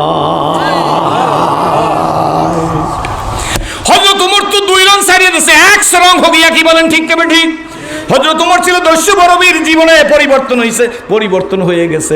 আমার নবী মুহাম্মদুর রাসূলুল্লাহ জানাই দিয়েছে, আমার আবু বকর, আমার ওমর, আমার ওসমান, আমার আলী, আমার সাদ, আমার সাইদ, আমার তালহা, আমার জুবাইর, আমার আব্দুর রহমান বিন মুহাজির মক্কি, আমার আবু উবাইদা ইবনে জাররাহ জান্নাতি। জোরে কোন সুবহানাল্লাহ। খুশি না বাজার? জোরে কোন। আর জীবনের পরিবর্তন হয়েছে হযরত ওমরের। এই হযরত ওমর রাদিয়াল্লাহু তাআলা কে আল্লাহ এমন যোগ্যতা দিয়ে দিয়েছে, ওমর তো পরিবর্তন হয়ে গেছে। এই জন্য আমরাও বলি দোষ রং সার দিয়ে 100 রং হোক, আমরা কিন্তু 2 রঙের মানুষ, কি বলেন ঠিক নেবে ঠিক?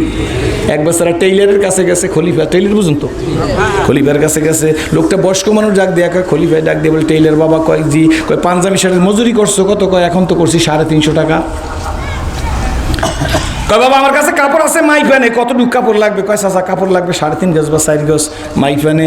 একটা কথা, মজুরি 350 টাকাই দেবো। যে জামা বানাইতে গেছে সে বলছে মজুরি 350 টাকাই দেবো, খুব ভালো করে শুনেন, কিন্তু জামাটা ভালো করে বানাবে। আর একটা কথা, আধুনিক কালে জামাই কয়টা বুতাম দাও? কয় চাচা 6টা বুতাম দিই। কয় সামনের দিক দাও না পিছের দিক দাও?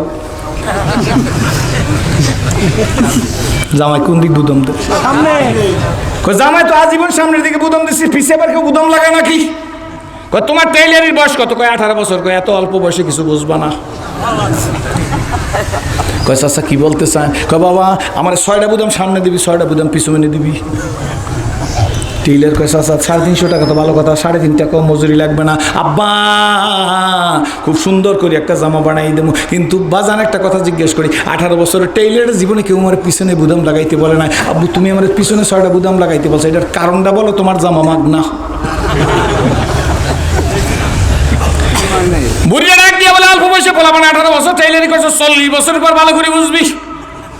কয় চাচা বুঝবো না, বুঝেই দেন। কয় বুঝবি না, আমি আমতলী থেকে পট্টকালীর রাস্তায় গেলে পট্টকালীর লোকে জানি মনে করে আইতে আছে, আমতলীর লোকেও জানি মনে করে আইতে আছে, না যাইতে আছে।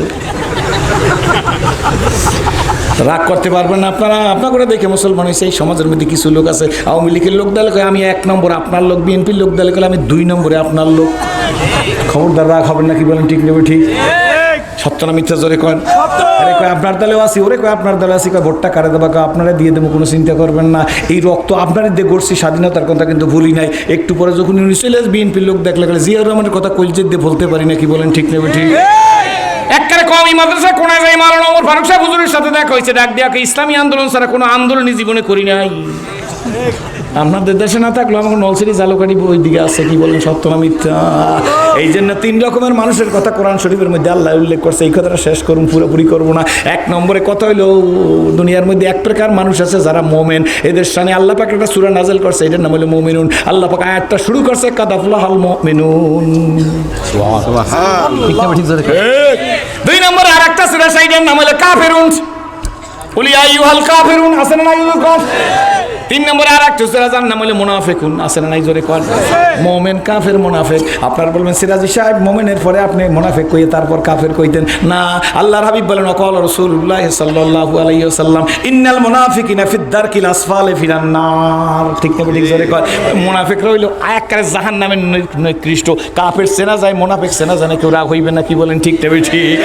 এই জন্য 3 প্রকার মানুষ, মুমিন, কাফের আর মুনাফিক। মুনাফিকের স্তর, এই মুনাফিকের কারণে আল্লাহ হাবিবের দান মুবারক শহীদ হয়েছে, মাথার মধ্যে লোহার হেলমেট ঢুকছে, কি বলেন ঠিক না ঠিক? 1000 সৈন্য নিয়ে আল্লাহ রাসূল উহুদের যুদ্ধে যখন রওনা করছে, কয় হাজার?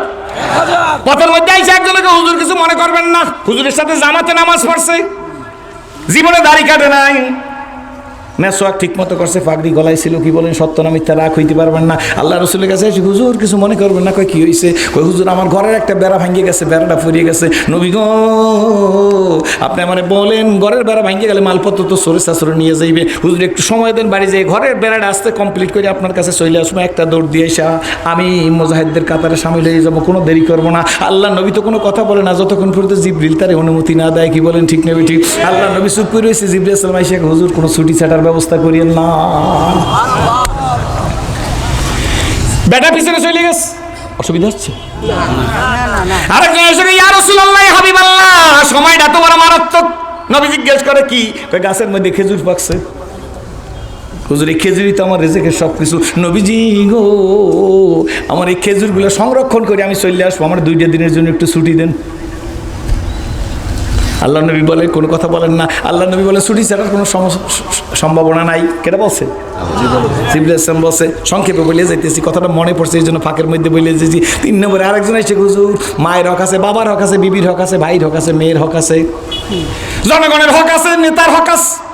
আপনি দোয়াজ করছেন, হ্যাঁ হুজুর, হ্যাঁ আমি দোয়াজ করছি, কি হয়েছে এখন তুমি কয় হুজুর নতুন বিবাহ করে রাখছি, দাবি দয়া ছাড়াই আসেনি, আমার একটা দিনের জন্য ছুটি দেন বা 2টা দিনের জন্য ছুটি দেন। বিবির সাথে যাই কথাবার্তা গুছ করে তার থেকে দাবি ছাড়াইয়া আমি একটা দৌড় দুমু মজাদের কাতারে এসে সামিল হয়ে যাব, কোনো দেরি করব না। আল্লাহ নবী বলে এই জাতীয় কোনো সিস্টেম আজকের এই জিহাদের ময়দানে হবে না। 3 জনের প্রেস্টিজে লাগছে। হুজুরের সাথে সৈন্য সংখ্যা কত? 1000। সংক্ষেপে বলি, প্রসঙ্গটা আসছে এই জন্য। 3 জনে যাইয়া গুড গুড গুড গুড করা শুরু করছে। 1000 মধ্যে থেকে 300 জন বাগাই এনেছে। 1000 মধ্যে কয়শো? 300 জন যাইছে। শুধু বাগাই এনে নাই গো, 300 জনের মধ্যে নেতাও ঠিক করে রাখছে। আব্দুল্লাহ ইবনে উবাইর নেতাও ঠিক করে ফেলাইছে। আব্দুল্লাহ ইবনে উবাই কেনা ওলামা ইকরামরা জানেন আপনারা। আব্দুল্লাহ হইল বদরি সাহাবী, আব্দুল্লাহ হইল বদরি সাহাবী, বাপ উবাই হইল মুনাফিক সর্দার। বদরি সাহাবীর বাপে মুনাফিক সর্দার। আব্দুল্লাহর নাম নিয়ে দোয়া করলে দোয়া কবুল হয়। আল্লাহ নবী বলেছে বদরি সাহাবীদের উসিলা দিয়ে দোয়া করলে দোয়া কবুল হয়। আল্লাহু আকবার, সুবহানাল্লাহ। আসলে আমরা জানি না, জানলে কিন্তু সব ঠিক হয়ে যায়। কি বলে? ঠিক ঠিক, সুবহানাল্লাহ বিহামদি। আব্দুল্লাহ ইবনে উবাই আল্লাহর নবীর কাছে গিয়ে, ইয়া রাসূলুল্লাহ, ইয়া হাবিবাল্লাহ, ঠাকুর মানুষের থাকে, ওজোর মানুষেরই থাকে। ওই লোকটা নতুন বিবাহ করে আছে, ছুটি চাই, দিলে অসুবিধাটা কি? গাছের খেজুর পাকছে, সে একটু 2 দিনের জন্য ছুটি চায়, হুজুর দিয়ে দিলে খেজুরগুলো সংরক্ষণ করে আসতে পারতো। হুজুর তার ঘরের বেড়া নাই, ওয়াল বাইরে গেছে, ওয়ালটা ঠিক করে আসলে অসুবিধা রেখে হুজুরের ছুটি ছাটাও তো দেওয়া লাগে। আল্লাহ নবী বলে, এই শোনো ভাই, আমার দেওয়ার মতো কোনো ক্ষমতা নাই। মোহাম্মদ হারগেজ না গোপ্তা, তানা গোপ্তা জিব্রাইল, জিব্রিল হারগেজ না গোপ্তা, তানা গোপ্তা রব জলিল, জোরে কোন সুবহানাল্লাহ। আমি অনুমতি ছাড়া দিবার পারবো না। এই আব্দুল্লাহ ইবনে উবাই তারও প্রেস্টিজে লাগে গেছে 300 লোক নিয়ে। কি ঘটনা ঘটাইছে তো আপনারা জানেন। সেই ঘটনার কারণে আল্লাহ নবীর দান মোবারক শহীদ হয়েছে, মাথার মধ্যে লোহার হেলমেট ঢুকছে। কি বলেন? ঠিক নেবে ঠিক। যেদিন আব্দুল্লাহ ইবনে উবাই মারা যাবে, আল্লাহু আকবার, যেদিন আমি সংক্ষেপে কাইতে বলতেছি, আব্দুল্লাহ ইবনে উবাই যেদিন মারা যাবে, নিজের বুকের মধ্যে গড়গড়ি শুরু হয়েছে, পাতলা পায়খানা বমি শুরু হয়েছে, শরীরটা রাত্রের দিকে ঠান্ডা হয়ে গেছে। ভালো করে শুনেন ও সিরাজুল ইসলাম, যদি তোমার মধ্যে চরিত্র খারাপ থাকে সংশোধন হও। ঠিক নেবে ঠিক, জোরে কও। আব্দুল্লাহরে ডাক দিছে, আব্দুল্লাহ বাবার কাছে এসে দাঁড়াই গেছে। উবাই ডাক দেখে, আব্দুল্লাহ শোন, তুই তো বদরি সাহাবী, চলিতে চরণ হইল অবশ, কমিল বাহুর বল, অতীত জীবন কাহিনী স্মরণে নয়নে জরিছে জল, জড়তমগ্ন হইল রসনা, বাত নাই সরে মুখে, সকল সাহস কমিল আমার, ভীতি ভরা শুধু বুকে। মানুষ মৃত্যুর সময় বলবে, কে আসো কোথায় হারিয়ে, তাই আজকের মামসির দিন, জীবন প্রদীপ নিবু নিবু প্রায় হইয়া এসেছে কিন, এ দেহে মনে কত না শক্তি, কত না সাহস ছিল, কার ইঙ্গিতে সংসার সকলে শূন্যে মিলিয়া গেল, উঠি বসি হাঁটি করি ছুটাছুটি চলিয়াছে দিবানিশি, সে দেহ আজি মাটির সঙ্গে যাইতেছে যেন মিশি। পরের খবর নেওয়ার দরকার নাই, সিরাজুল ইসলাম নিজের খবর লইয়া ল। আব্দুল্লাহ সংক্ষেপে বলে যাব, উবাইয়ের কাছে আসছে, বাবা ডাক দিয়ে, আব্দুল্লাহ তুই তো বদরি সাহাবী, আমি জীবনে যা করছি এখন হিসাব নিয়ে দেখলাম আমার আর রেহাই নাই, কিন্তু শোন, স্বীকার করতেছে এখন মুনাফিকের লিডার, এখন স্বীকার করতেছে, শোন আব্দুল্লাহ, আমার কবরে রেহাই নাই, কারণ আব্দুল্লাহ তুই তো জানো না, নবীর দান মোবারক ভাঙছে আমার কারণে, নবীজির মাথায় লোহার হেলমেট ঢুকছে আমার কারণে। আল্লাহু আকবার। আব্দুল্লাহ আমি বাঁচবো না, আমার কবরে রেহাই নাই, তবে তুই তো বদরি সাহাবী, তোকে আল্লাহর নবী আদর করে, কদর করে, তোর কাছে বইলা যাই, আমার লাশটা ঘরে রাইকে একটা দৌড় দিয়ে মসজিদে নববীতে যাবি, আল্লাহ রসুলের কাছে গিয়ে বলবি, আল্লাহ রসুল আমার বাবা মারা গেছে, তখন তোর কাছে আল্লাহ নবী ভালো ব্যবহার করবে, তোর কাছে শুনতে চাইবে। তখন তুই নবীর কাছে 3টা দাবি করবি, বলবি আমার বাবা ওসিয়ত করে গেছে হুজুর আপনার প্রতি। আব্দুল্লাহ কা কি ওসিয়ত আব্বা? কয় প্রথম নম্বর ওসিয়ত হলো আব্দুল্লাহ আমারে কাফন পরাইয়ান। নবীজি জামার উপরে একটা কোটি জাতীয় আসকান জাতীয় কিছু ব্যবহার করে। নবী যে গায়ের উপর যে কোটিটা দেয়, যে আসকানটা গায়ে দেয়, এইটা নবীর কাছে ভিক্ষা চাবি যে আমার বাবা চাইছে আমার বাবার কাফনের কাপড় উপর দিয়ে এই কোটিটা লাগাইয়ে দেব। অর্থাৎ মুনাফিক সর্দার কয় আল্লাহ নবীর জুব্বাটা যদি আসকানটা যদি আমার গায়ের মধ্যে দেয়, আমারে আল্লাহ কবর আযাব থেকে মুক্তি দিয়ে দিতে পারে, মুনাফিকেরও আশা। সুবহানাল্লাহ। দ্বিতীয় কি কই নবীজির কাছে বলবি আমার জানাজার ইমামতিটা যেন নবী করে। নামাজ নাই, রোজা নাই, হজ নাই, যাকাত নাই, পর্দা নাই, পুশিয়ার নাই, কোরআনের সাথে হাদিসের সাথে আলেমের সাথে কোনো খবর নাই, মহব্বত নাই। কি বলেন ঠিক নেবে ঠিক? কই হুজুর রত রাওয়ানি মাইরেন না, জান্নাতে গেলে আমরাই আগের কাতারে যাব। আল্লামা সানাউল্লাহ পানিপতি রহমাতুল্লাহ আলাইহি নাম কি? সানাউল্লাহ পানিপতি রহমাতুল্লাহ আলাইহির কিতাব মালাবুদ্দা মিনহু, এখন তো বাংলাও বাইরে গেছে। কি বলেন ঠিক নেই ঠিক? এই মালাবুদ্দা মিনহুর মধ্যে আল্লামা সানাউল্লাহ পানিপতি বলেন কোনো আলেমকে নেগলেক্ট করা, অবহেলার চোখে দেখা, নিকৃষ্ট চোখে দেখা, ঘৃণার নজরে দেখা কুফরি। যারা কোনো আলেমকে অবহেলা করবে, নেগলেক্ট করবে, ঘৃণার চোখে দেখবে, তারা ঈমান নিয়ে কবরে যাইবার পারবে না। আমি সিরাজির কথা না, আমার ভাগের কথা না। মালাবুদ্দা মিনহু সানাউল্লাহ পানিপতির কিতাব বাংলা বাইরে গেছে, পড়িয়া দেখবেন। এই বেড়ার লগে যেই বসবেন আমার লগে কোনো ঝগড়া নাই। আব্দুল্লাহ কষ্ট হইতেছে, অল্প সময় আর বেশি না। ও আব্দুল্লাহ নবীজির আমার ইমামতি করতে কবি নামাজের। আর একটা কথা কই কি কই আব্দুল্লাহ নবী কিন্তু তোর একটা কথা শোন, তোকে ভালোবাসে তৈলি বদরি সাহাবী। কোটিটা আমারে দিতে বলবি পেশাইয়া, নবীজির আমার জানাজার নামাজের ইমামতি করতে বলবি। যখন আব্দুল্লাহ বাবা এই উবাই মুনাফিক সর্দার রাত্রে মারা গেছে, আব্দুল্লাহ সকালবেলা মসজিদে নবীর মধ্যে ঢুকছে। আল্লাহ নবী ডাক দিয়ে আব্দুল্লাহ কি ব্যাপার? সংক্ষেপে বলতেছি হুজুর বাবা দুনিয়ার থেকে বিদায় হয়ে গেছে, কিন্তু আমার বাবা ওসিয়ত করে গেছে। আল্লাহু আকবার। কি ওসিয়ত করছেন? হুজুর আমার বাবা আপনার গায়ের কোটিটা চাইছে, আসকানটা চাইছে। কেন? বাবারে কাফন পরাইয়াং, এই কাজ কান্ডা বাবার কাফনের উপর দিতে বলছে। আমার বাবা নিজে স্বীকার করে গেছে আপনার দান মোবারক শহীদ হয়েছে আমার বাবার কারণে। আপনার মাথার মধ্যে লোহা হেলমেট ঢুকছে আমার বাবার কারণে, বাবা স্বীকার করে গেছে। এরপরেও বাবা বলছে কবরে বাবার রেহাই নাই, এই কারণে বাবা আপনার আসকানটা চাইছে। আল্লাহ নবী নিজের আসকানটার বুদামটা খুইলা নিজে তাড়াতাড়ি করে আসকানটা দিয়ে আব্দুল্লাহর হাতের মধ্যে ফিক মেরে মারছে। হঠাৎ করে ফিক মেরে যখন আব্দুল্লাহর হাতের মধ্যে দিয়েছে, হুজুরে শুনতেছে পিছের মধ্যে কার জানি দাঁত কটমট করে। দাঁত কটমট বুঝেন তো? হুজুর ডান দিকে বাম দিকে তাকায়, হঠাৎ করে দেখে হযরত ওমর ওঠে বসে লড়ে। আল্লাহ নবী ডাক দেখো ওমর কি হইছে? সুবহানাল্লাহ।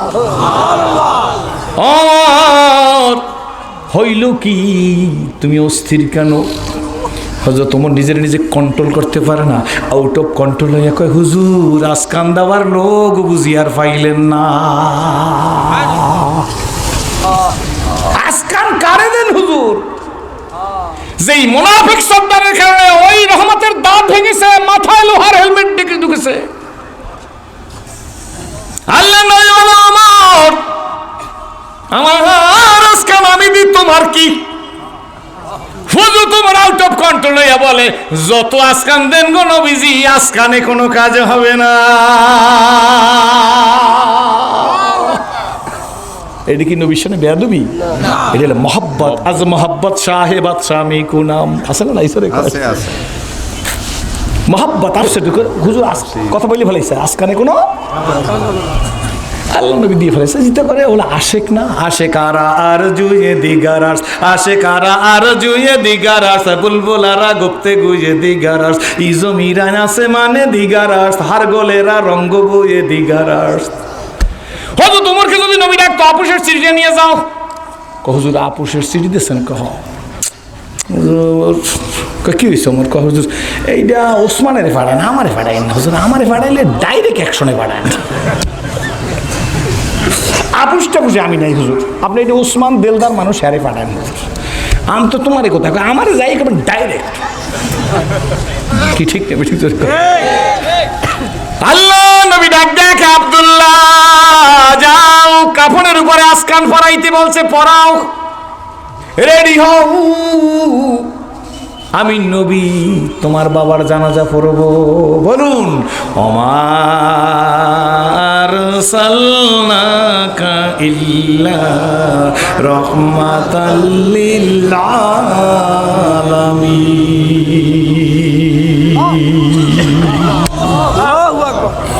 আমার নবী দেখাই দিয়েছে যেরকম সুবহানাল্লাহ জানাজার জন্য নবী রেডি সংক্ষেপ করতেছি একদম রেডি মসজিদ নবী থেকে নামতেছে কিন্তু পিছনে অস্থির কেডা তিনিও রেডি নবী নামছেন তিনিও দাঁড়াইছে মসজিদ নবীর মধ্যে মসজিদ থেকে হুজুর এখন পর্যন্ত নামে নাই ডান দিকে তাকাই হযরত ওমরের চেহারার অবস্থা ভালো দেখা যায় না আমি খুশি না বাজার আমারে দেখলে বোঝা যায় না যায় আল্লাহ নবী ডাক দেখো ওমর তোমার যাওয়া লাগবে না তুমি থাও হয়তো তোমার অন্যদিক ফিরে আমার বললেও যাইতাম না আমারে বললেও যেতাম না ঠিক নেবে ঠিক জোরে কোন রহমতের রাসূল সাহাবীদের নিয়ে গেছে ওমর কিন্তু মসজিদের মধ্যে জোরে কোনো বুইতে রয়ে গেছে মদিনার মসজিদ থেকে কোবাপল্লী 4.5 থেকে 4 কিলোমিটার কম বেশি হইতে পারে আমার একটা আন্দাজের কথা বললাম 4.5 কিলোমিটার কোবাপল্লী এই কোবাপল্লীতে আব্দুল্লাহ ইবনে উবাইর বাড়ি আল্লাহ নবী সাহাবীদেরকে নিয়ে যাইতেছে জানাজার নামাজ পড়বে এই বর্ণনার মধ্যে আছে হুজুর একটা নির্দিষ্ট স্থান পর্যন্ত যাইয়ে পড়ছে এমন সময় জিবরিল আলাইহিস সালাম হাজির হইছে জিবরিল আলাইহিস সালাম হাজির হয়ে বলতেছে হুজুর আপনি যান কই জিজ্ঞেস করে হুজুর কয় যে আব্দুল্লাহ ইবনে উবাই মারা গেছে সে আমার ওসিয়ত করে গেছে আমি তার জানাজার ইমামতি করতে যাইতেছি জিবরিল আলাইহিস সালামকে হুজুর কদম আর একটু সামনে দেবেন না আপনি আর সামনে আগাইবেন না জিবরিল আলাইহিস সালাম নিষেধ করছে এটা আল্লাহই নিষেধ করছে ঠিক না ঠিক আছে আব্দুল্লাহ ও তালতলির আমতলির মানুষ গরুর গোস্ত খাওয়ার জন্য ইসলাম কবুল করি নাই দোসে রং সার দিয়া এক সে রং হো গিয়া মুনাফিকি চরিত্র বড় মারাত্মক কিন্তু কপালে দাগ আছে ভিতরে মুনাফিকি চরিত্র আছে ওয়াইজিন সাহেব তোমার ভিতরে মুনাফিকি আছে কিনা তুমি নিজে নিজে চিন্তা করো স্টেজ উঠলে তো কাল মালাইকা ফেরেশতার মতো ওয়াজ করো ভিতরটা কেমন নিজে নিজে হিসাব করিয়া নিও আফালা ইয়ালামু বলুন আফালা ইয়ালামু ইযা বুসিরা মা ফিল কুবুর ওয়া হুসিলা মা ফিস সুদুর ইন্না রাব্বাহুম বিহিম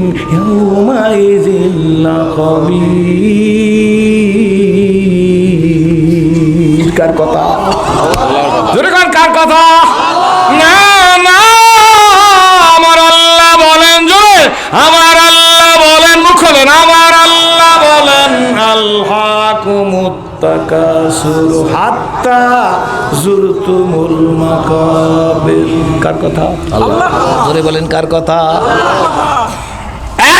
সামনে আগাইবেন না নবী গো নিষেধ আল্লাহর কিয়ামত পর্যন্ত মুনাফিক সরদার আব্দুল্লাহ ইবনে উবাইর জানাজার নামাজের ইমামতি করা আপনার জন্য হারাম হুজুরে ডাক দিছে আব্দুল্লাহ কি হুজুর তোর বাবার যাই জানাজাটা পড়িয়ে দাও যাও তুমি যে ইমামতি করো আমার তো নিষেধ আমি তো যাইতে পারবো না আল্লাহ নিষেধ করছে যা আব্দুল্লাহ বাবার জানাজা পর এরপরে আমি যাই তোর বাবার কবরে দোয়া করব কবরটা জিয়ারত করে আস মানে কবরে দোয়া করব মানে এই কথা কই হুজুর দাঁড়াইছে জিবরিল আলাইহিস সালাম কই নবী গো আমি তো এখনো আছি আমি তো যাই নাই সিদ্ধান্ত দেন আমি তো আছি জায়গায় আমি জিবরিল তো যাইনি আপনার দ্বারে কয় জিবরিল কি কয় হুজুর এই মুনাফিকের জন্য দোয়া করা কিয়ামত পর্যন্ত আপনি নবীর জন্য হারাম হায় দুনিয়া মিশে গেলে ভাই মায়ায় বাঁধায় সংসার আখি মুদিলে সবই ফাঁকি কে আপনার কে বাফর গুড়গুড় করে নবী সাহাবীদের নিয়ে আসতে মসজিদে নবীর মধ্যে আসছে সংক্ষেপ করলাম হুজুর মসজিদে নবীতে ঢুকতে দেয় হযরত ওমর দাঁড়াইছে হযরত ওমর দাঁড়াই হুজুরের কাছে মুসাফা করে হযরত ওমর কা হুজুর খবর কি সুবহানাল্লাহ হুজুর খবর কি আল্লাহ নবী ডাক দিয়ে ওমর তোমার মতের সাথে আল্লাহ একমত হয়ে গেছে সুবহানাল্লাহ তোমার মতো লাগে আল্লাহ এক। এই হযরত ওমর জোরে কোন সুবহানাল্লাহ দাপ্তরিক কাজ করতেছে। ওমর অর্ধ দুনিয়ার খলিফা, ফাইলপত্রে সই করতেছে। এক ব্যক্তি আইসা আমিরুল মুমিনিন, অমুক জায়গায় আগুন লাগছে, চলেন আগুন নিভাইবেন। হযরত ওমর আগুনের উপরে নেতৃত্ব করছে, পানির উপরে নেতৃত্ব করছে। ইসলামী বিশ্বকোষ পড়িয়ে দেখেন, আপনার সেই নীল নদের উপরে নেতৃত্ব করছে। জোরে কোন সুবহানাল্লাহ। হযরত ওমর রাদিয়াল্লাহু তাআলা দিয়ে কোন জায়গায় আগুন লেগেছে, কৌমুক জায়গায় আগুন লেগেছে। হযরত ওমরকে অনেক ফাইলপত্র, আমি এই মুহূর্তে যেতে পারি না, রাষ্ট্রীয় কাজ, আমি হইলাম গভর্নর, আমি হইলাম আমির। জোরে কোন সুবহানাল্লাহ। আগুন তো নিবান দরকার, কেমনে আগুন লিখবো? তামিমে দাড়ি তাল ইয়া হাবিবি, তামিমে দাড়ি। দাজ্জালের আবির্ভাবের যতগুলো হাদিস তামিমে দাড়ি বর্ণিত। তামিমে দাড়ি তাল মানে দিগাও, ইয়া হাবিবি আমার বন্ধু, তামিমে দাড়ি দিগাও, একটু আগুনটা দিবে ভাই, তুমি যে একটু আগুনটা দিবে। তামিমে দাড়ি হাঁটা শুরু করছে। সুবহানাল্লাহ বিহামদি। বন্ধু ভাই মা বোন ধনী গরিব সেরাজি শোন, যদি আজও তুমি টু বি পিওর হইতে পারো, তোমার কথা আজও শুনবে। ঠিক জোরে কোন, শোনে না জোরে কোন। তামিমে দাড়ি যান না, আপনি আগুনটা নিবেই আসেন। তামিমে দাড়ি হাঁটা শুরু করছে, যারা নিতে আসে যাই কই ভাই গো কোন জায়গায় আগুন লাগছে, কয় দৌ দৌ করে এখানে আগুন জ্বলতেছে। তামিমে দাড়ি কয় একটা লাঠি নিয়ে আস। আল্লাহু আকবার। আলেমুল আমার আছে, সবগুলো কথা হাদিসের মধ্যে আছে। তামিমে দাড়িকে লাঠি নিয়ে আসো, লোকেরা লাঠি আনতে গেছে, আসতে দেরি দেখে হযরত তামিমে দাড়িটা সহ্য হয় না, গলার মধ্যে পাগড়ি দাড়ি খুইলা এমনি করে ফেস দিয়ে একটা লাঠি বানাইছে। লাঠি বানাই আগুনের উপর যাই একটা পিঠ আনতেছে, হাট যাও। সঙ্গে সঙ্গে আগুন নিভে যায়। তামিমে দাঁড়িয়ে ওমরের কাছে, হযরত ওমরের কাছে দাঁড়াইছে, ডাক দেখে নিভাইছেন, নিভাইছি, কেমনে নিভাইলেন? একটা ফিডান দিছে, আগুন নিভে গেছে। এই দুনিয়া মিশে গলে ভাই মায়ায় বাধাই সংসার, আখি মুদিলে সবই ফাঁকি, কে আপন আর কে বাপর হবে না কেন বন্ধু? তাদের দিলের তামান্না ছিল না নিজের জন্য, আমি হইলাম পরের জন্য। সব সময় শাহাদাতের তামান্না নিয়ে চলতো, কি বলেন ঠিক দেবে ঠিক? ওদের যুদ্ধের আগের রাত, কোন রাত? ওদের যুদ্ধের আগের রাত আব্দুল্লাহ জাবেরের বাপ জাবের ইবনে আব্দুল্লাহ জাবেরকে ডাক দিছে, আয় জাবের যাই বাবার কাছে দাঁড়াইছে। আব্দুল্লাহ জাবেরকে জড়াই ধরে গালের মধ্যে চুমা দে, কপালের মধ্যে চুমা দে। জাবের কয় আব্বু জীবনে কত চুমা দিছো, আজকের আবেগী চুমাগুলা কেন দাও? কয় জাবের, আব্দুল্লাহ ডাক দেখে, জাবের গো আমি তোরে চুমা দেবো তা না, তুই আমার চুমা দে, কপালের উপর, নাকের উপর, গালের উপর চুমা দিয়া। জাবের বাবার দিকে তাকাই আছে, আব্বু কত চুমা তুমি দিছো, কত চুমা তোমার দিছি, আজকের এরকম করো কেন?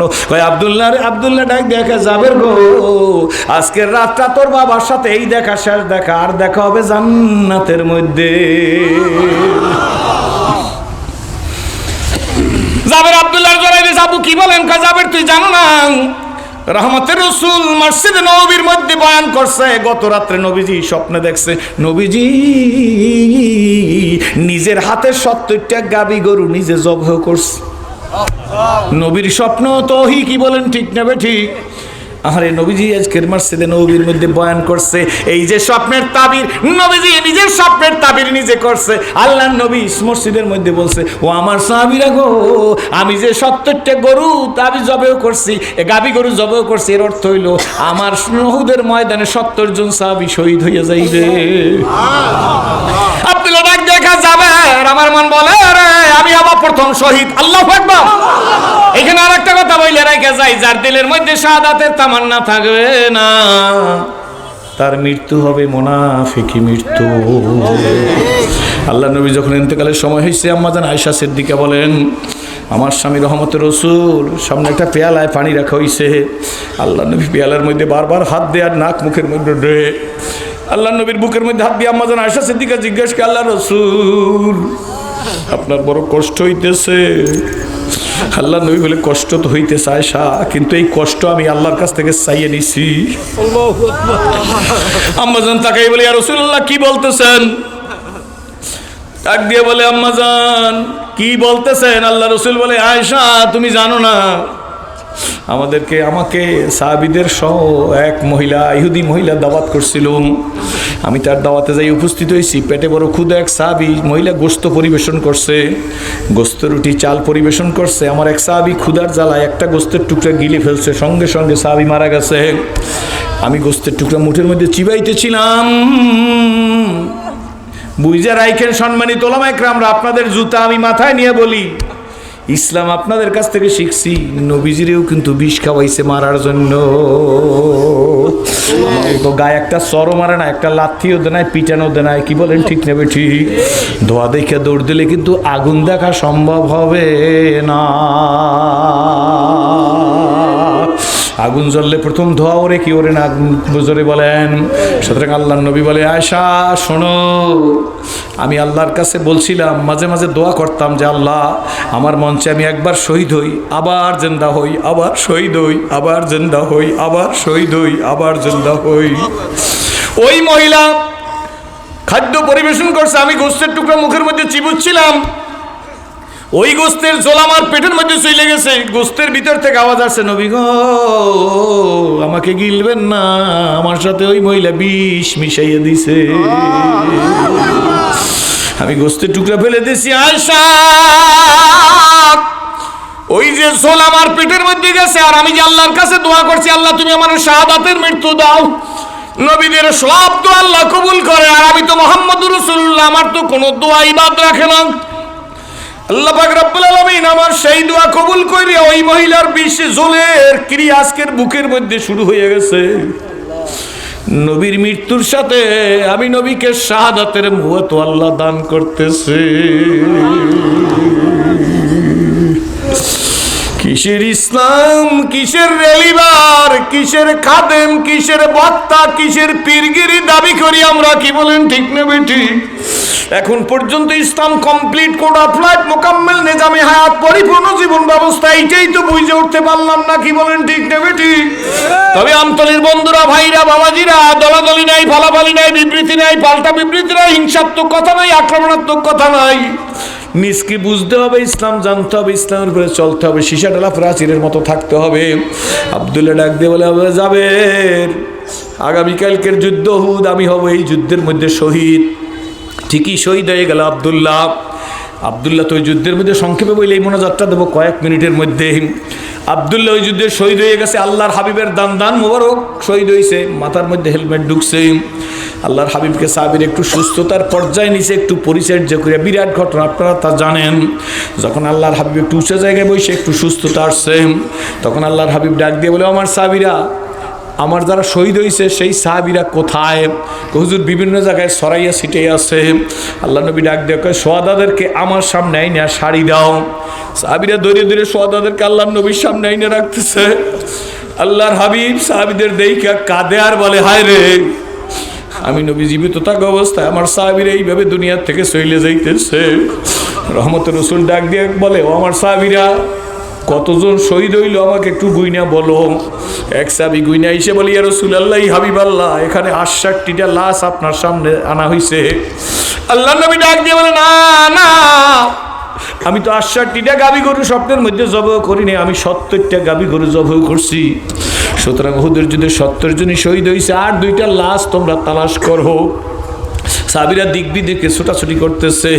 কতিপয় সাহাবী পাহাড়ের পাদদেশে গিয়ে দেখে একটা আঙ্গুল পরিয়ে রয়েছে, একটা নাক পরিয়ে রয়েছে, একটা কান পরিয়ে রয়েছে। কার আঙ্গুল, কার নাক, কার পায়ের আঙ্গুল? সাহাবীরা ব্যতিব্যস্ত হয়ে গেছে। এরা সামনে গিয়ে দেখে একটা লাশ, চক্ষু 2টা নাই, কান নাই, নাক নাই, হাতের আঙ্গুল লজ্জাস্থান পর্যন্ত নাই। সাহাবীরা নবীজিকে ডাক দিয়েছে, ইয়া রাসূলুল্লাহ, হাবিবাল্লাহ, একটা বিকলাঙ্গ লাশ, চোখ নাই, হাত নাই, কান নাই, নাক নাই। নবী গো দেখেন, চিনি না। আল্লাহ নবী লাশের কাছে হাউমাউ করে কাঁদে আর ডাক দিয়ে গেছে, সাহাবীরা,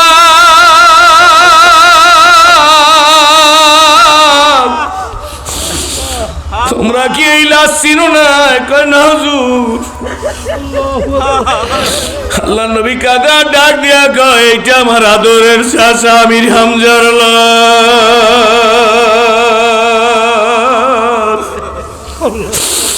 সাহাবীরা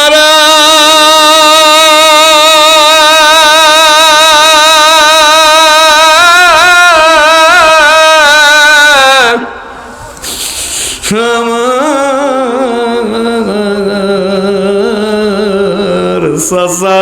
কত আদর করছে তোরা জানো না। নবী আমার ডাক দিয়ে বলে সাহাবীরা, আমার চাচার মর্যাদা কত জানুনি? আমার চাচাজির লাশ 69টা লাশ হইল, আর একটা লাশ কই খোঁজো গো। সাহাবীরা ছুটাছুটি করতেছে, ওদের ময়দানে দেখে ডান দিক থেকে, ওই সামনের দিক থেকে দরুদ শরীফ পড়তে পড়তে একটা মহিলা আসতেছে।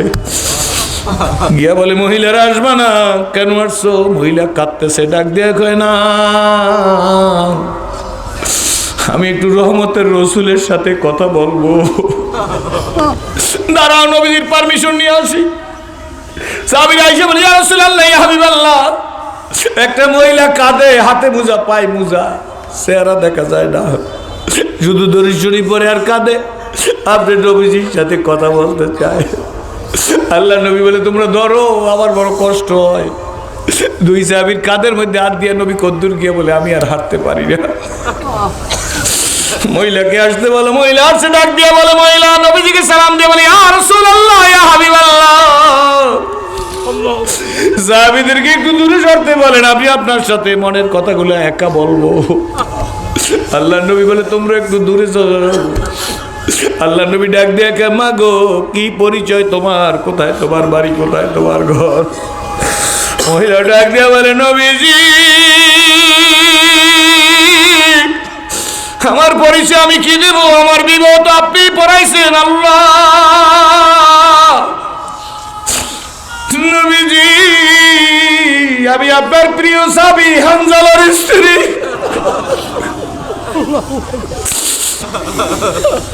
আপনি মদিনার মসজিদে খেজুর ছিটাইয়া আমার বিবাহ পড়াইছেন। আজকের উহুদের যুদ্ধের কারণে আমার স্বামীর নতুন বিবাহ, এই কারণে গত রাতটা আমার কাছে থাকতে বলছিলেন। আমার স্বামী আমার কাছে ছিল, আমার স্বামীর উপর গোসল ফরজ হয়েছে। শেষ রাত্রে শুনতেছে আমার স্বামী কে যেন বলতেছে, নবী না কার জন্য দুনিয়ায় থাকবি? আমার স্বামী একটা হ্যাসকা টান দিয়ে উঠে গেছে, আমার ঠোঁটটা দাঁড়িয়ে খেয়ে, বিবি বিদায় দে।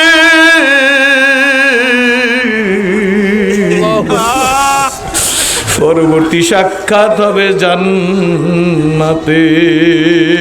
নবী গো, আমি আমার স্বামীর জামা টান দিয়ে ধরছি, স্বামী ভুলে গেলে চলবে না। আপনি তো আমার কাছেই ছিলেন, আপনার উপরে গোসল ফরজ, আপনি কি ভুলে গেছেন নাকি? আমার স্বামী বলে, বিবি কার জন্য গোসল করব? নবী নাই তো, ইসলাম নাই, আল্লাহ, কার জন্য গোসল করব? আমি স্ত্রী হইয়া তো আমি কি বলছি, স্বামী আপনি কি জানেন না? আমি তো জানি। সাহাবীরা শহীদ হয়ে গেলে শহীদের লাশকে বিনা গোসলে দাফন দেওয়া হয়। আপনার উপর গোসল ফরজ, কেউ জানবেও না যদি শহীদ হয়ে যান। আপনি একটু দাঁড়ান, কূপ তো বেশি দূরে না, ওই তো কূপ। আমি একটা বালতি পানি আইনা, স্বামী আমার দাঁড়াই থাকবে, মাথায় ডাইলা দেব, হাত দিয়ে মস্কাই আমার স্বামীর একটু গোসল করাই দেবো। আপনি তরবারি নিয়ে যুদ্ধের ময়দানে চলিয়া যাইবেন। ইয়া রাসূলুল্লাহ, ইয়া হাবিবাল্লাহ। আমার স্বামী আমার ঠোঁটটা ধরিয়া বলে, বিবি জান্নাতের মধ্যে তোমার সাথে পরিচয় করাই দেবে, দুনিয়ায় নবী নাই, আমার গোসল করার কোনো দরকার নাই। কথা বলিয়া নবী শহীদ, নবী গো আমার স্বামী চলে আসছে, শুনছি আমার স্বামী শহীদ হয়ে গেছে। সবাইকে বিনা গোসলে দাফন দিলেও আমার স্বামীকে বিনা গোসলে দাফন দিবেন না। ইয়া রাসূলুল্লাহ, ইয়া হাবিবাল্লাহ, আমি হানজালার স্ত্রী। নবী ডাক দিয়ে বলে, বাবু কান্না থামাও। হানজালার স্ত্রী বলি, ইয়া রাসূলুল্লাহ, ইয়া হাবিবাল্লাহ, আমার স্বামী মারা গেছে, এই জন্য আমি কাঁদি না, বরঞ্চ কিয়ামতের ময়দানে বলবো আমি শহীদের স্ত্রী। এটা আমার গৌরবের বিষয়, কিন্তু আফসোসে কাঁদতেছি, আমার স্বামীর গোসল কোথায় হইবে? আল্লাহর হাবিব বলে, সাহাবীরা হানজালার লাশ তালাশ করো। আল্লাহর হাবিব দোয়া করতে আছে আর খোঁজ করতেছেন। হঠাৎ করে আল্লাহর হাবিবের নজর আসমানের দিকে, আকাশের দিকে তাকাই দেখে হানজালার কফিন নিয়ে আসতেছে গোসল দিয়া ফেরেশতারা। আল্লাহর হাবিব তাকাই দেখে হানজালার ধরে বেবে পানি পড়তেছে, বেবে পানি পড়তেছে। নবী কাঁদেন, বলে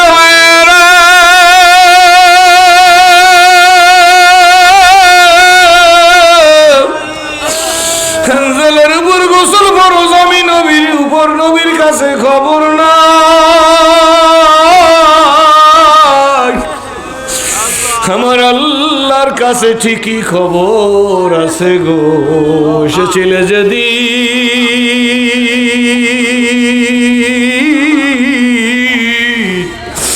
কেঁদেছিলে তুমি, এসেছিলে দুনিয়ার সবার, আবার এমন জীবন তুমি করিও গঠন, মরিলে হাসিবে তুমি কাঁদিবে ভুবন। আল্লাহ কোরআন মানা, কোরআন বোঝা, কোরআনের উপর জীবনকে সুপ্রতিষ্ঠিত করা, নবীর পদাঙ্ক অনুসরণ করা, চোখের পানি আলগা করার তৌফিক দিয়া দাও।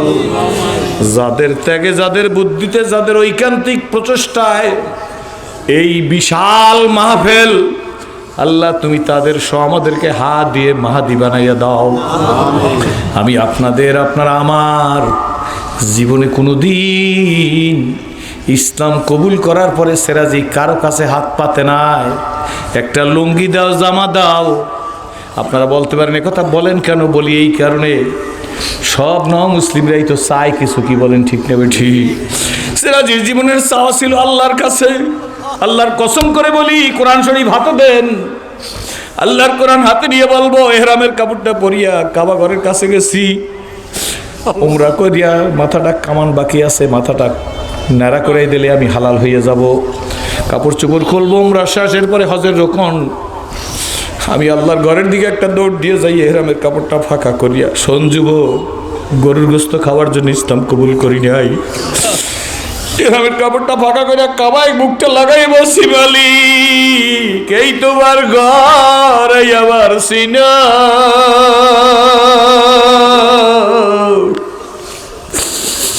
আমি জীবনে কল্পনা করি নাই আমার সিনা তোমার কাবায় লাগবে।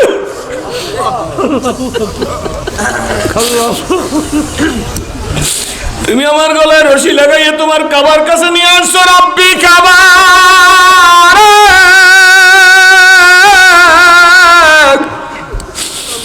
আর কিছু চাই না।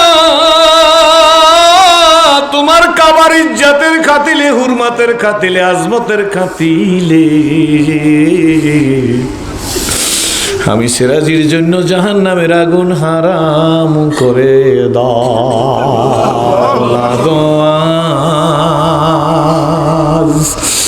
বাবু দিয়া মালি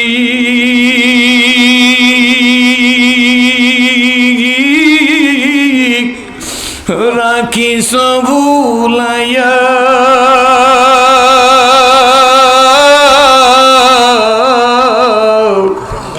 কোন দিন জানি নিয়া যাইবা ওই মসজিদের পালকিতে শোয়াইয়ারি। তবে কওমি মাদ্রাসার মাহফিল করোনা জনিত কারণে জরাজীর্ণ অবস্থার মধ্যে চলতেছে, কি বলেন ঠিক নেবে?